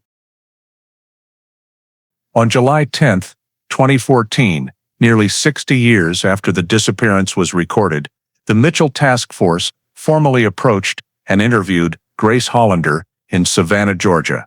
The meeting took place in a small conference room at the local FBI office, led directly by Dr. Eleanor Graves and Special Agent Jonathan Pierce for the initial statement. Before them sat the 63-year-old woman, hands clasped, eyes calm but slightly stunned as she looked at the old printed photo from the file. The picture of the blonde little girl with a yellow ribbon and big round eyes. When Eleanor placed the photo in front of her and asked, "Do you remember this place?" Grace was silent for a long time before nodding faintly. "I remember the house with the white fence and a lemon tree in the backyard." The statement froze the room. It exactly described the Mitchell family home on Maple Street, a detail never released to the public. Eleanor gently encouraged her to share anything else she could recall. Grace closed her eyes and spoke slowly. "I remember a man who used to pick me up. His hands smelled of oil, and a woman with blonde hair who always took me to the market. Everything was bright, very bright, and then there was darkness." She paused, took a deep breath, and continued. "I saw another woman, not my mother, wearing a long white dress, barefoot. She told me my mother had gone with the angels, and that I would be taken to a place of dawn light. I didn't understand. I only remember the wind and the smell of incense. After that, I was in a strange wooden house with 2 other women who took care of me. They said their names were Ruth and Delilah." Eleanor looked up and exchanged glances with Agent Pierce. For the first time since 1956, those 2 names had been spoken again, this time by the victim herself. Grace said that as a child, she called them Mother Ruth and Mother Delilah. They never scolded her but were strict and strange. Every morning they made her recite prayers, kneel facing the rising sun, and called it the dawn cleansing ritual. They lived in a wooden house in the desert with a few others, all dressed in white. Grace said she remembered going outside only once, around age 5, when Ruth took her to an abandoned church where a long-bearded man called Teacher Jonas placed his hand on her head and said, "The child of light will be reborn from darkness." Then they left in the night. She remembered the long car ride, the engine noise, Ruth holding her in the back seat, saying they were going to a safer place. The next memory was a small house near a church in Tucson, where the 2 women left her with an elderly couple the Hollanders. Grace said they lied, telling the couple she was an orphan, separated from her parents by a storm. I remember when they left, Ruth kissed my forehead and said, "You will no longer remember us. The light will protect you, but I still remember," she said, her voice trembling slightly. Eleanor recorded every detail and asked her to describe Ruth and Delilah's appearance. Grace said Ruth was tall, with curly brown hair and gray eyes, deep voice. Delilah was shorter, with pale blonde hair, high voice, and always wore a small rope necklace with a metal sun pendant. When Eleanor showed her the 1956 police sketches, Grace confirmed without hesitation, "That's them." She also remembered the name Jonas Reed, Teacher Jonas, the group's leader, who often spoke of the New Dawn era. The investigators recorded everything and cross-referenced it with the Children of the Dawn file. Every detail matched perfectly: clothing descriptions, sun symbols, awakening rituals, and the Southwest activity area. When asked how she felt knowing she was Abigail Mitchell, Grace was silent for a long time before saying, "I don't know how I'm supposed to feel. I've lived my whole life as someone else, but it seems that part of my memory never disappeared. It was just hidden. I remember my mother, but her face was always blurred. Now I know why." Eleanor thanked her, assured her that her privacy would be protected, and that they would continue the investigation only to uncover the truth. Before leaving the room, Grace paused and asked, "The man, Mr. Larkin, is he still alive?" When Eleanor nodded and said he was serving as a consultant on the case, she smiled faintly. "I want to meet him. I think he once promised my mother he would find me." After the interview, Eleanor sat reviewing the entire recording. Every sentence and image Grace described matched the original case data: the house, the lemon tree, the smell of engine oil, and especially the detailed descriptions of Ruth and Delilah Moore. A 10-page summary report was sent to FBI Miami under the heading Witness Testimony, Grace Hollander. Primary subjects identified: Ruth Moore, Delilah Moore, Jonas Reed, affiliation confirmed with Children of the Dawn. At the end, Eleanor added, "Victim's testimony indicates organized movement and probable cult-related abduction. Recommend expanding investigation to the southwest." As night fell outside the office, Eleanor looked at the old black and white photo of little Abigail on her desk, then at the new photo of Grace Hollander. Two faces, two eras, the same eyes, a gaze both innocent and melancholic, as if still lost between two worlds, a stolen child and a woman who had spent her life searching for herself. Immediately following the interview with Grace Hollander, the Mitchell Task Force redirected all efforts toward tracing the remaining footprints of the Children of the Dawn organization. From Grace's statement, they knew the group had operated in the Southwest Desert region, where small religious communities flourished in the 1950s and 1960s. Eleanor Graves coordinated with New Mexico and Arizona state archives, requesting a review of religious land registrations and faith-based property records over the past 60 years. Within days, the first data arrived from the Maricopa County office.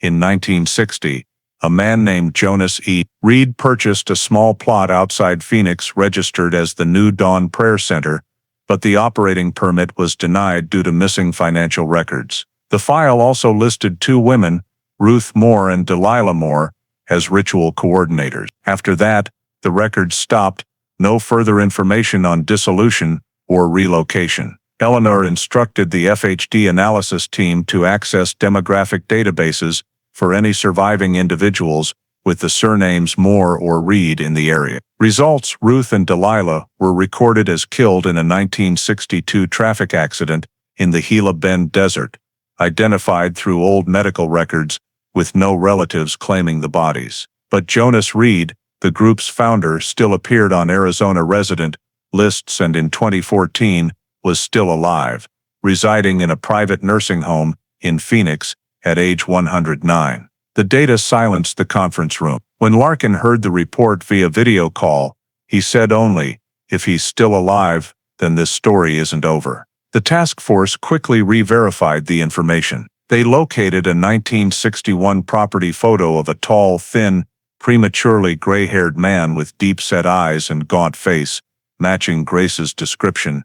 Teacher Jonas, long beard, bright eyes, always talking about dawn light. Eleanor had the group's travel route reconstructed based on historical documents. After leaving Florida in 1956, Children of the Dawn passed through Georgia, Alabama, Louisiana, Texas, and finally settled in Arizona around late 1958. Old FBI reports noted they had been monitored for unlicensed religious proselytizing, but committed no criminal offenses, so surveillance ended.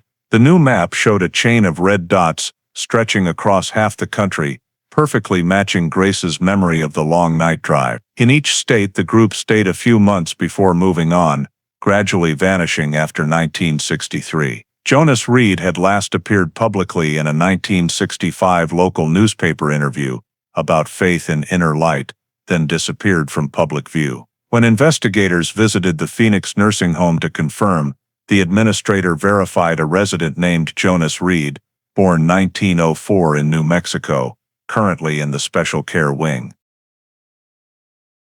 Medical records showed he was almost completely blind and suffered from dementia, but occasionally still mentioned the first light and the saved child.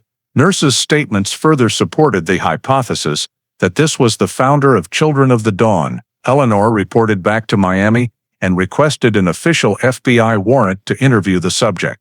While awaiting approval, she and the legal team reviewed old Florida statutes to confirm there was sufficient legal basis to reopen the criminal file. The 1956 case had never been officially closed, only temporarily archived, so in principle, it could still be pursued. The key was proving organized child abduction, which Grace's testimony and the cult data now nearly fully supported. When the file was submitted to federal level, the opening line read, "Subject, Children of the Dawn, suspected organized religious abduction network, active 1953-1962. Primary leader, Jonas E. Reed." 3 days later, FBI Miami received formal approval to begin the field inquiry phase. Eleanor and Special Agent Jonathan Pierce were assigned to travel to Phoenix to meet Reed. Before the trip, Larkin sent them a handwritten note containing only one line. "If he really is still alive, ask him why they chose that child." In her office, Eleanor looked at the wall-projected travel route from Clearwater to Tampa, Gainesville, Texas, ending in Phoenix. That journey had spanned nearly 60 years and nearly forgotten names. She placed her hand on the final point, Phoenix, and whispered, "We've arrived." In Tallahassee, the State Archives File 5607A was updated with a new status, reactivated, federal coordination. From its silent resting place of many decades, the old papers, faded signatures, and once meaningless evidence had once again become the center of a new investigation, where the heart of the darkness might still be the man hiding in a Phoenix nursing home, the one who once called himself the bringer of dawn's light. On July 18, 2014, Special Agent Jonathan Pierce and Dr. Eleanor Graves were present at the St. Bridget nursing home on the outskirts of Phoenix, where the man named Jonas E. Reed was being cared for. The desert morning was blindingly bright, sunlight pouring through the windows and making the narrow patient room almost painfully luminous. Reed lay on his side in bed, his body frail and withered, silver hair thin, cloudy eyes staring fixedly toward the window. When the nurse introduced the visitors who wished to speak with him, he nodded slowly, his raspy voice saying, "The light always welcomes those who bring questions." Eleanor sat down opposite him, opened the file, and placed a black and white photograph of a blonde little girl in front of him. "Do you recognize this child?" Reed's trembling hand reached toward the edge of the photo, his thin fingers pausing in midair. For a moment, the old face softened, the corners of his mouth lifted in a faint smile, and he whispered, "The light child. The child of the dawn.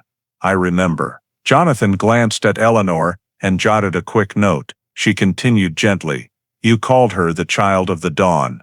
Can you tell us when you met her?" Reed was silent for a long time, then spoke as if reciting an old scripture. "That year we passed through waters and fire, through lands where people had forgotten the sun. A child was placed in our hands, like a gift.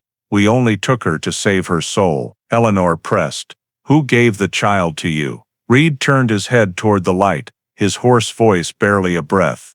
A mother lost in darkness. She begged me to take the child to safety, away from this defiled world. Jonathan interjected. Was the mother's name Evelyn Mitchell? Reed did not answer directly, only smiled vaguely. Names do not matter. We all have another identity in the light. Eleanor changed tack and asked about the companions. Were Ruth and Delilah Moore there?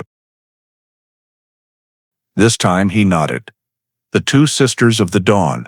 They understood the mission. They cared for the child as their own, she continued. Where did they take the little girl afterward? Reed slowly closed his eyes, speaking as if in a trance, toward the sun where the desert touches the sky. We stayed there awaiting rebirth. Eleanor pressed harder. What does rebirth mean? A religious ritual or a way of speaking about adoption? He sighed, his hand shaking more. Adoption, perhaps, but for us, it was redemption. No one was forced, no one was harmed. We only protected. Jonathan placed another photograph on the table.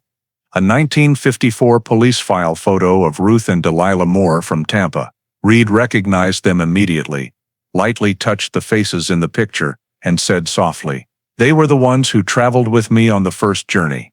Now they have returned to the light." Eleanor studied him closely, then asked, "Do you know the little girl was later left in Tucson, Arizona, in 1957? Reed tilted his head slightly, seemingly surprised. "Yes, they said there were good people there. They believed the child would be raised in peace. They said they would never return." He paused, his voice growing distant. "That child carried light within her. We were merely the carriers." Eleanor looked at Jonathan, signaling him to record everything. She continued, "Do you know why the child was separated from her real parents in Florida? Who ordered her to be taken?" Reed did not answer at once. After a moment he gave a withered smile and whispered, "There was no order, only mission. The light chooses its own. We only obeyed." Jonathan tried to keep his voice calm. "Mr. Reed, that act was kidnapping. The child had a family. They searched for her for 60 years. Reed turned his face away, his cloudy eyes fixed on the ceiling. "If that was kidnapping, then this world has kidnapped all of us from paradise." The answer plunged the room into silence. Eleanor wrote briefly, "Refuses full cooperation, but confirms receipt of female child in Florida, 1956. Accompanied by Ruth and Delilah Moore, transported to Arizona." She tried one last time. "Who gave you the little girl?" Reed shook his head, his raspy voice thick. "I will not say. She has suffered enough. The light has forgiven her." Eleanor asked no more, simply closed the file, and thanked him for his cooperation. As they stood to leave, Reed called after them weakly, "Do you believe in destiny, Doctor? The light never goes out. It only changes form." Eleanor turned back and answered softly, "I believe in truth." Then they left the room, leaving the old man sitting in the sunlight, mottled across his bed. In the hallway outside, Eleanor said quietly to Jonathan, "He admits receiving the child but won't say who handed her over. He may still be protecting someone, or simply playing the cult leader to the very end." The interrogation report was typed that same day, summarized as Jonas E. Reed, founder of Children of the Dawn, confirms adoption of a female infant in Florida, 1956. Accompanied by Ruth and Delilah Moore, transported to Arizona. Refuses to disclose the person who surrendered the child. Status, contradictory statements, diminished cognitive capacity, but information consistent with historical record. Recommend continued pursuit of indirect witnesses. Back at the hotel, Eleanor opened her laptop and looked at the photo taken of Reed during the interview. His eyes, though clouded as they were, still glinted with something half religious, half guilty. As if deep inside there remained a secret never spoken aloud. On July 25, 2014, after completing the interrogation of Jonas Reed, the Mitchell Task Force was ordered to expand the investigation in Arizona, focusing on the Tucson area, where Grace Hollander, aka Abigail Mitchell, had been left by Ruth and Delilah Moore in 1957. Old land records showed that Children of the Dawn once owned a facility called First Light Community House on the southern outskirts of the city, abandoned since the 1960s. It was a 2-hectare lot now, containing only concrete foundations, a few broken walls, and leaning saguaro cacti baked in the sun. The federal team, working with Tucson Police Department, conducted a full search of the site using ground-penetrating radar and thermal cameras to detect cellars or buried structures. As soon as they passed through the rusted iron gate, they saw the broken wooden sign, still bearing the faded words, "Children of the Dawn, Center for Renewal." Inside, the roof of the main building had collapsed, the tile floor covered in a thick layer of sand. In one corner stood an intact small stone altar bearing a crudely carved wooden cross, its base surrounded by dripped candle wax and broken pottery shards. Forensic technicians photographed the scene and collected old ash samples around the altar. When the team moved into the adjacent room, apparently once a communal dormitory, they discovered 3 small wooden beds covered in dust and cobwebs. On one bed lay a moldy cloth doll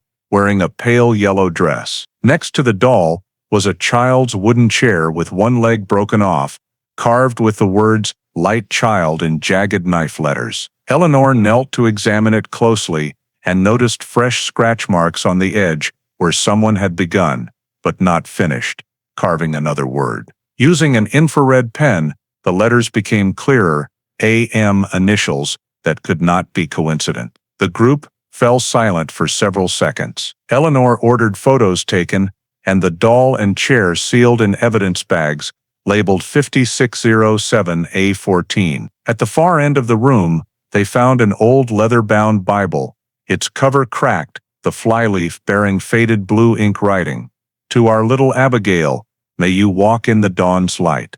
Beneath it was the scrawled signature RM, matching Ruth Moore's initials. The Bible was packaged and sent immediately to the Phoenix Forensics Lab. Outside the main building, investigators located a small cellar with a rusted iron door. After prying it open, they found only a metal bed frame, empty tin cans, and a wooden plaque reading "Sanctuary." No signs of buried bodies or major evidence, but numerous dust and fabric fiber samples were collected for testing. The site report noted, "Facility shows signs of abandonment for over 50 years, yet certain child-related items remain intact, likely used 1956, 1957.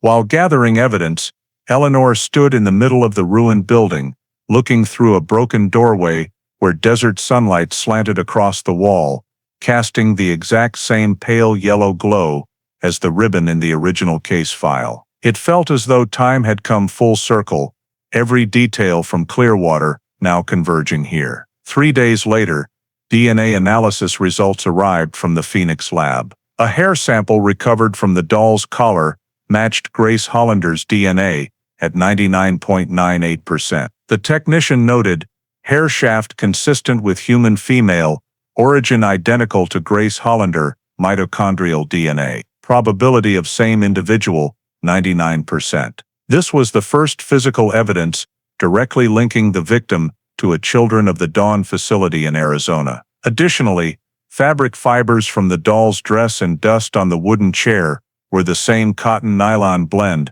manufactured in a Tampa textile mill during the 1950s, identical to the white fabric threads recovered at the 1956 Clearwater scene. Eleanor read the report, underlined 2 lines in red, and wrote in her workbook, "Clearwater, Tucson physical evidence, link established." Victim was present at Children of the Dawn facility.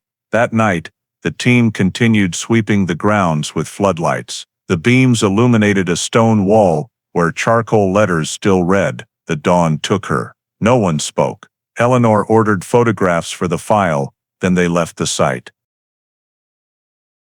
The comprehensive report sent to FBI Miami concluded, Children of the Dawn site in Tucson, Arizona, confirmed a shelter used by religious group involved in Abigail Mitchell abduction. Evidence includes doll, child's chair, Bible marked AM, and hair sample matching Grace Hollander DNA. Analysis indicates victim resided at facility for at least several months.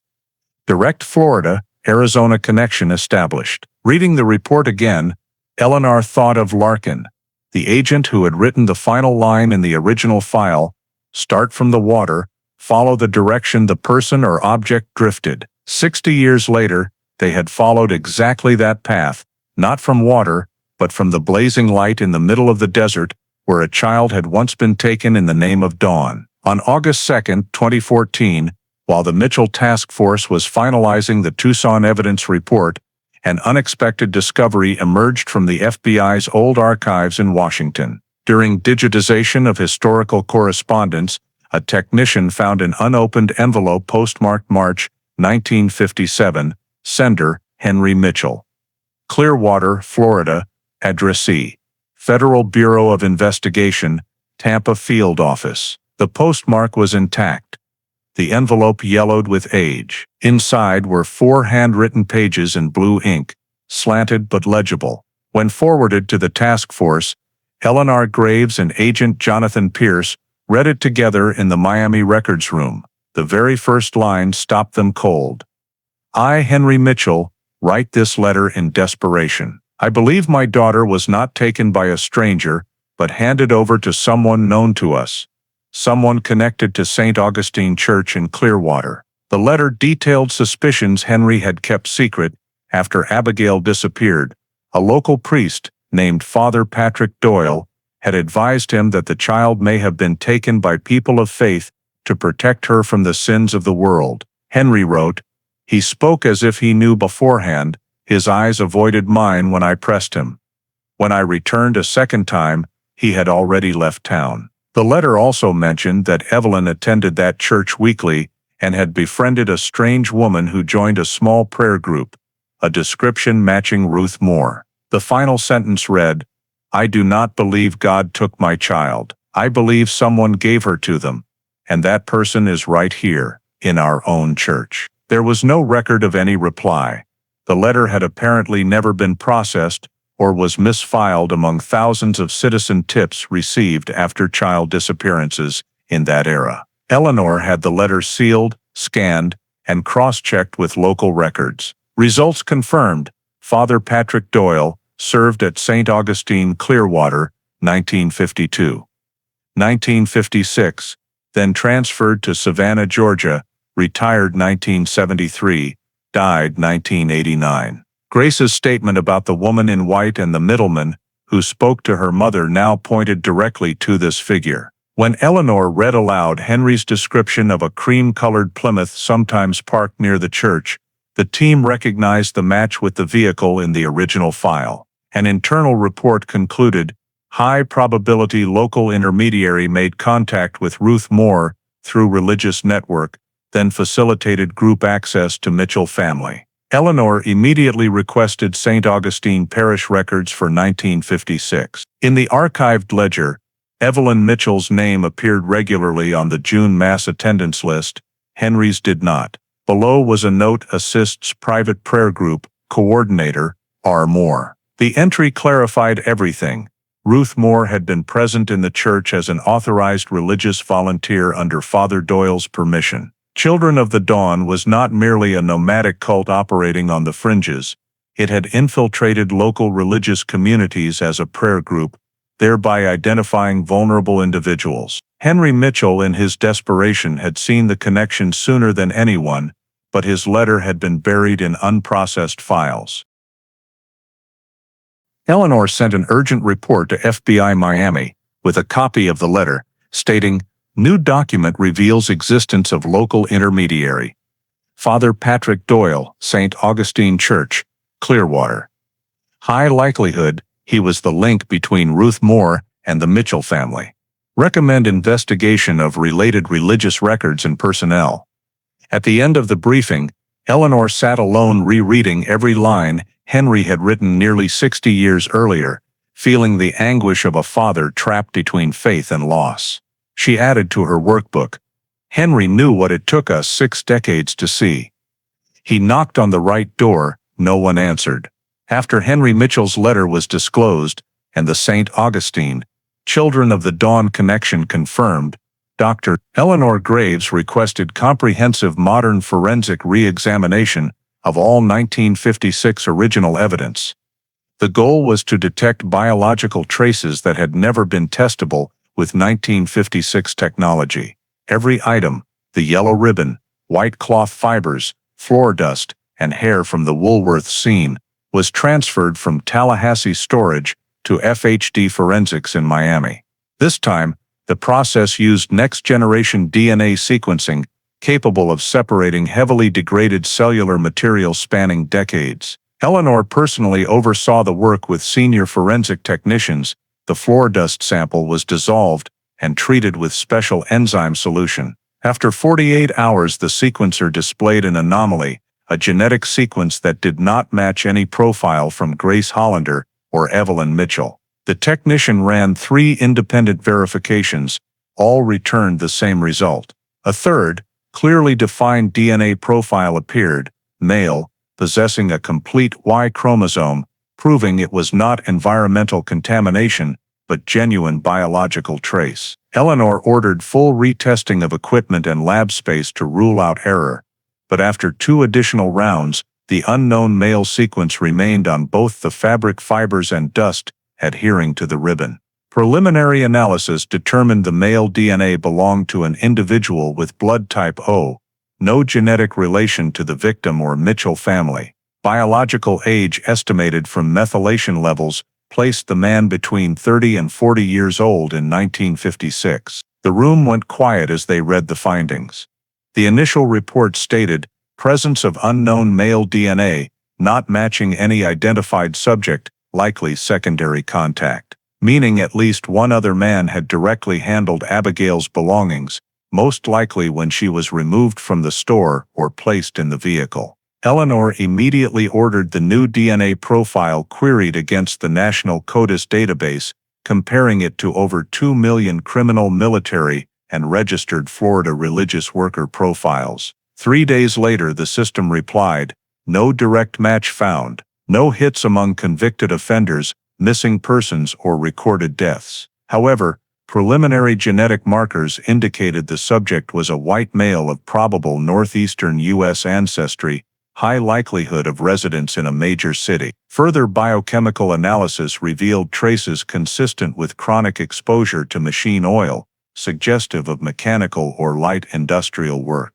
Eleanor stared at the results and suddenly recalled Henry's 1956 statement about a strange man who once asked me about car repairs near St. Augustine Church, just days before Abigail vanished. She cross-referenced parish employee files and found a 1950s church assistant, Edward Langley, age 32, former mechanical engineer serving as a volunteer. Langley's record ended in 1957 with the note moved to New York, no further contact. Although no direct proof existed, Langley's occupation and age matched the biological profile perfectly. Eleanor proposed locating descendants or relatives for comparison testing, but civil records showed Langley never married and had no stored medical records. The Mitchell Task Force internal report stated, unknown male DNA present at Clearwater scene, does not match Grace or Evelyn Mitchell or Jonas Reed. Biological characteristics suggest white male, 30-40 years, direct contact with victim's items. Possible unidentified accomplice. When the meeting ended, Eleanor remained in front of the monitor, gazing at the interwoven blue and red genetic strands. A voice inside her whispered, no one acts entirely alone. She remembered Reed's cloudy eyes in the nursing home. He had said, we were merely the carriers. Perhaps that we included another man who once stood in the shadows of Clearwater's church, took the child from Ruth Moore's arms, then vanished from all records. Eleanor added a final note to the report, recommend opening secondary investigative branch, Edward Langley, St. Augustine Church assistant. Objective determine physical intermediary role in victim transport. As she left the lab, the lights remained on, the screen still displaying the unnamed DNA sequence. In the silent room, the letters A, T, G, C pulsed steadily, like the heartbeat of a mystery not yet properly named, conjuring the shadow of someone who had sunk into history, yet left the tiniest trace on a yellow ribbon.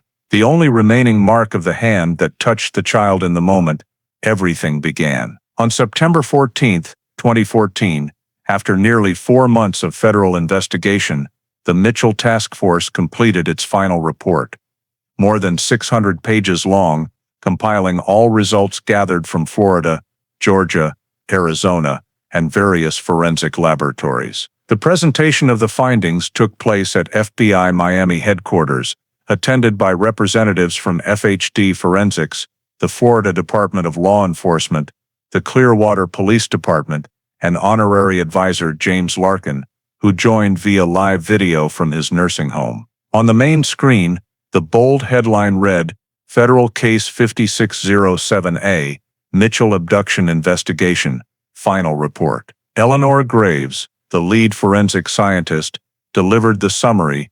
DNA results confirm that Grace Hollander, residing in Savannah, is Abigail Mitchell, who disappeared from Clearwater on July 5, 1956. Probability exceeds 99.999% across all 3 levels of genetic verification. The next section detailed the reconstructed chain of events. Abigail was taken from the Woolworth store by 2 women, Ruth and Delilah Moore, members of the religious group Children of the Dawn. Both acted under direct orders from the group's founder, Jonas E. Reed, with the stated purpose of delivering the chosen child to the place of rebirth. They traveled in a cream-colored Plymouth station wagon along the route Clearwater, Tampa, Gainesville, then onward to Arizona. In Tucson, the group established a small religious compound before handing Abigail over to the Hollander couple, disguising the act as a humanitarian adoption. Both Ruth and Delilah Moore died in a car accident in 1962. Jonas Reed was located alive in Phoenix. He admitted to adopting a little girl from Florida in 1956, but denied any kidnapping. Legally, prosecution was barred, the direct perpetrators were deceased, and the statute of limitations for criminal charges had long expired. Nevertheless, physical and genetic evidence fully substantiated an organized, religiously motivated child abduction. The most critical portion of the report came from additional testing of 1956 evidence, the presence of unknown male DNA that matched the biological profile of an individual who had worked at St. Augustine Church in Clearwater, assistant priest Edward Langley. Though no surviving records could confirm it, circumstantial evidence, including Henry Mitchell's 1957 letter and church records, strongly suggested Langley acted as an intermediary, helping Ruth Moore gain access to the Mitchell family. He left Clearwater in early 1957 and vanished around the same time the Children of the Dawn group relocated out of state. The report concluded, pursuant to 18 U.S.C. Section 1201, the forcible seizure and interstate transportation of a minor constitutes federal kidnapping. However, all direct suspects are deceased, and prosecution is impossible. Investigative objectives achieved, victim confirmed alive, travel route verified, motive and organizational structure reconstructed. As the presentation ended, the special agent in charge announced to the panel, after 58 years, the disappearance of Abigail Mitchell is officially reclassified, solved, victim located. In the conference room, no one clapped. The feeling was not triumph, but the quiet closing of an unbearably long chapter.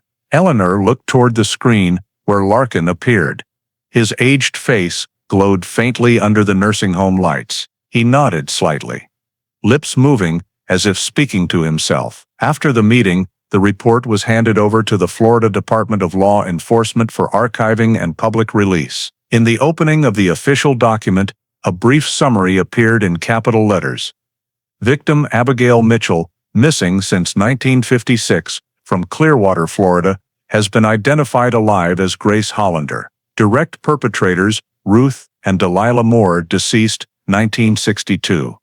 Organizer Jonas E. Reed, adjudicated incompetent. No remaining prosecutable subjects. Case status: solved. Victim located. Attached was the final evidence inventory. Yellow hair ribbon, white cloth fibers, rag doll, child car seat, Bible, marked AM, and a copy of Henry Mitchell's handwritten letter. Everything was resealed and transferred to the Tallahassee archive under optimal preservation conditions. The electronic version of Case 5607A was uploaded to the national system with the note, Historical Resolution Case. Eleanor wrote the final line in her work log. Science brought the child home, even though no one remains alive to welcome her. But justice is not only arrest, sometimes it is simply giving back a name to someone who lost it. As she stepped out of the FBI Miami building, the rain had just stopped.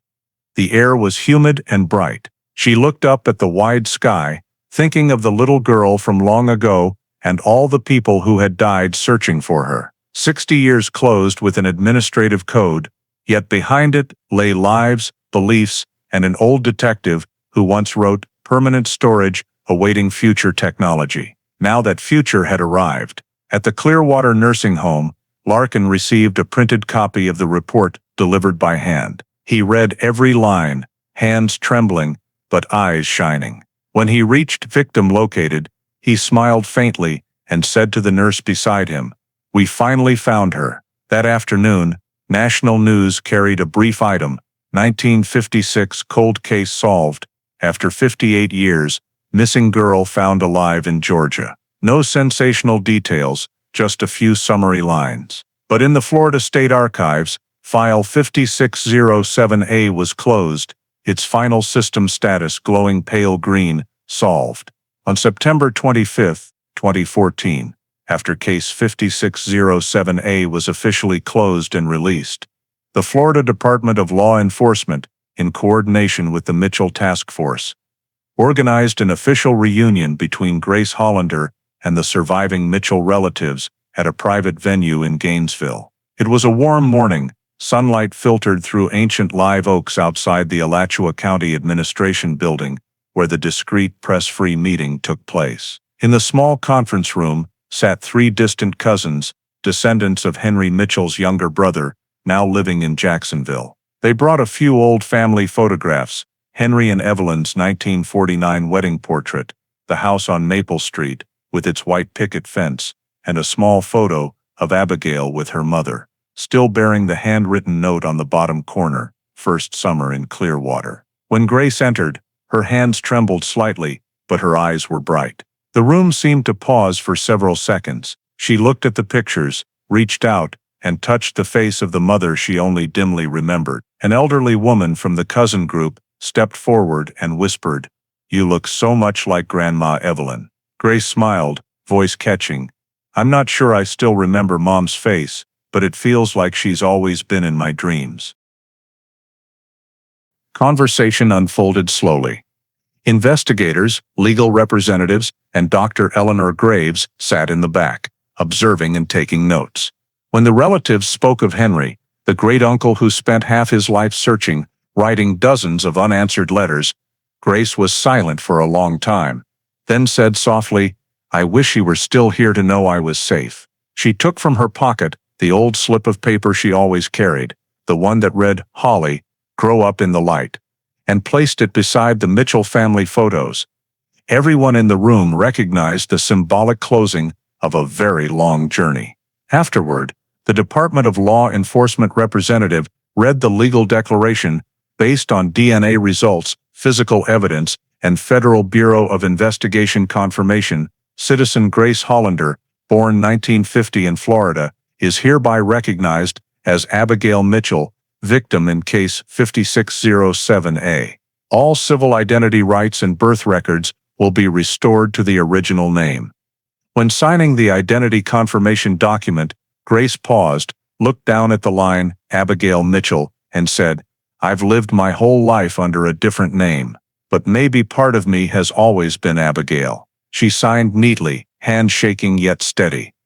Immediately afterward, the state presented her with a copied dossier, the complete investigative summary, and digitized Mitchell family documents, including Henry Mitchell's 1957 letter to the FBI. As she read her father's opening lines, Grace lowered her head, tears falling, and whispered, "He never gave up. He always knew." The room was quiet, except for the sound of pens and the soft click of cameras. Eleanor stepped forward and handed her a small wooden box containing the old yellow ribbon, returned after analysis was complete. "It belongs to you," Eleanor said. Grace looked at it, touched the frayed edge, and smiled. "I remember it. Mom put it in my hair that day." In that moment, it was as if two timelines overlapped. The lost child from the past and the woman standing here had finally met. That afternoon, a brief, restricted press conference was held outside. The regional FBI director read the official statement: "The 1956 disappearance of Abigail Mitchell from Clearwater, Florida, is now fully resolved. The victim is alive, identity authenticated, case status solved, victim located." Media were allowed only distant group photos with Grace, no direct interviews. When it ended, Grace asked to walk alone around the Gainesville grounds, places she had once lived as a teenager without knowing her true origins. Eleanor followed for a short distance, then stopped, watching the woman's figure disappear among the trees. In that day's internal report she wrote, September 25, 2014. Victim Abigail Mitchell met surviving relatives. Legal identity restoration completed. Case 5607A transferred to archived. Closed with resolution. At the bottom of the page she added a personal line: "No one can erase the years that were stolen, but today at least, the little girl came home to her real name." At the same moment in Tallahassee, an archivist entered the new data. On screen, Case 5607A changed from solved to closed with resolution. Victim reunited. In the notes field below, the yellow ribbon was recorded as returned to next of kin. As the vault door closed and the lights went out, only a softly blinking line remained. Abigail Mitchell, found. On October 1, 2014, the FBI's Miami division held a statewide press conference to formally announce the resolution of what was now recorded as Florida Cold Case solved. The third-floor conference room was packed with reporters, television cameras, and representatives from the Department of Law Enforcement, FHD Forensics, Clearwater Police, and local agencies. Behind the podium, large white letters on a blue background read, Case 5607A, Abigail Mitchell, victim located, case resolved. Regional Special Agent in Charge Robert Mendez opened with a short statement: "Today we close one of the oldest files in Florida criminal history. After 58 years, justice has been served in the most humane way possible, by restoring identity and voice to a child everyone thought was gone forever."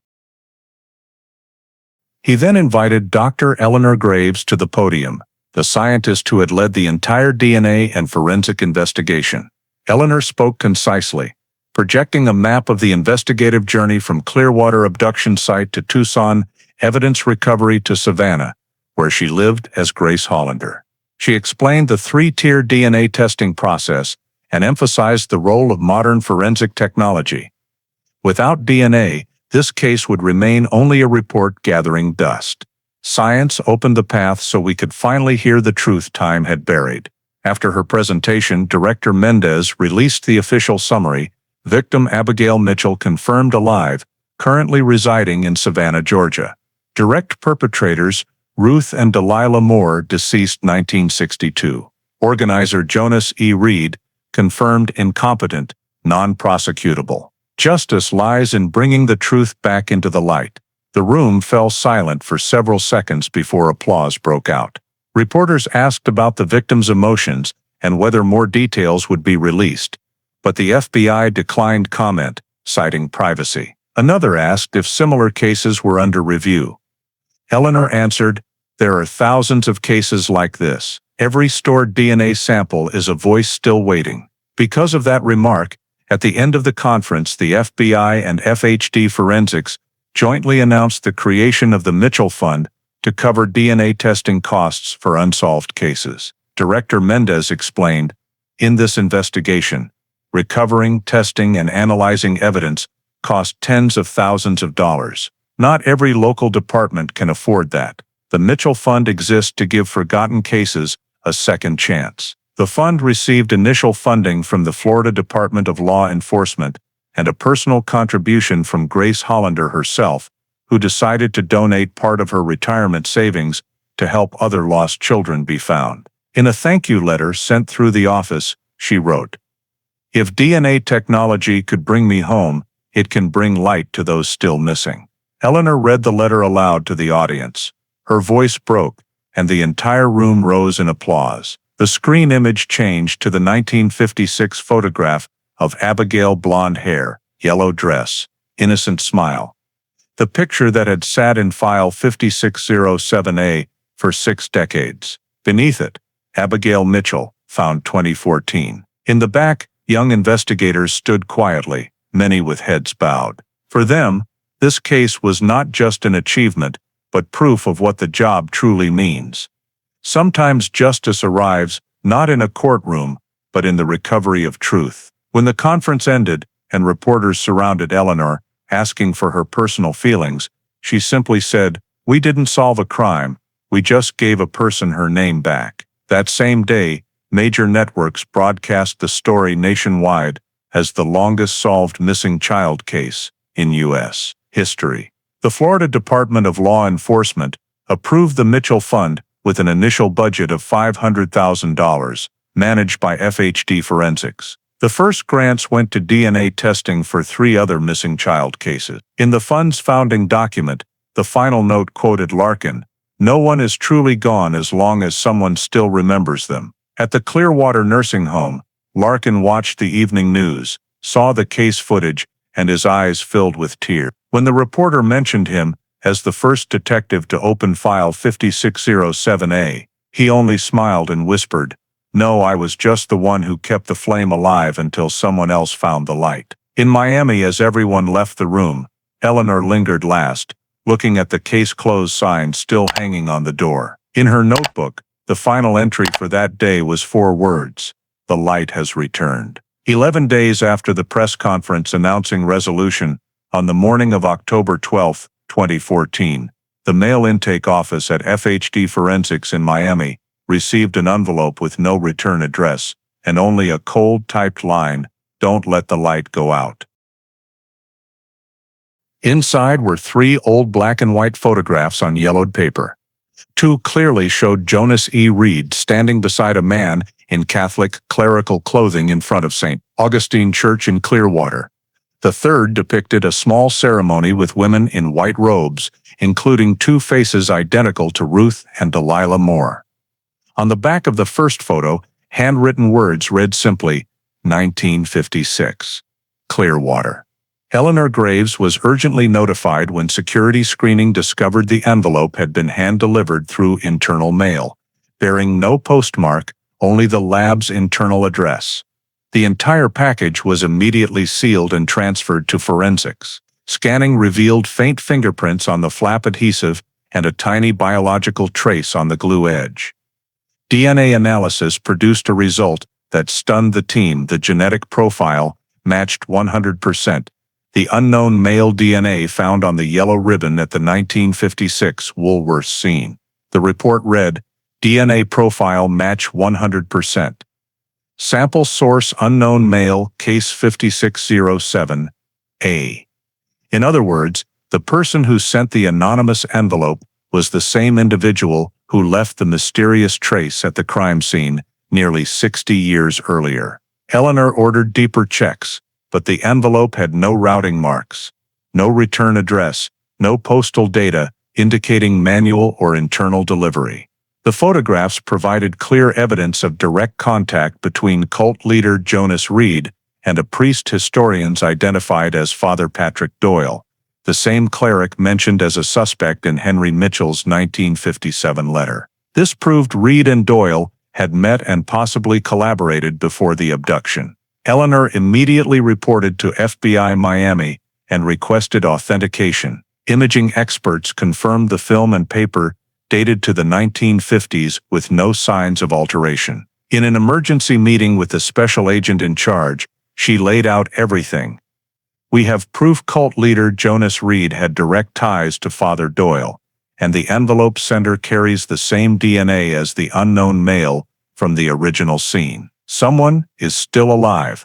or someone is protecting this secret. The meeting ended with the decision to retain all materials under supplemental evidence, restricted. The new discovery was not released publicly due to insufficient grounds to reopen prosecution. Case status was quietly changed in the system from closed with resolution to reopened. Evidence under review. In the internal memo, the final line appeared in bold, unknown male subject, identity unresolved.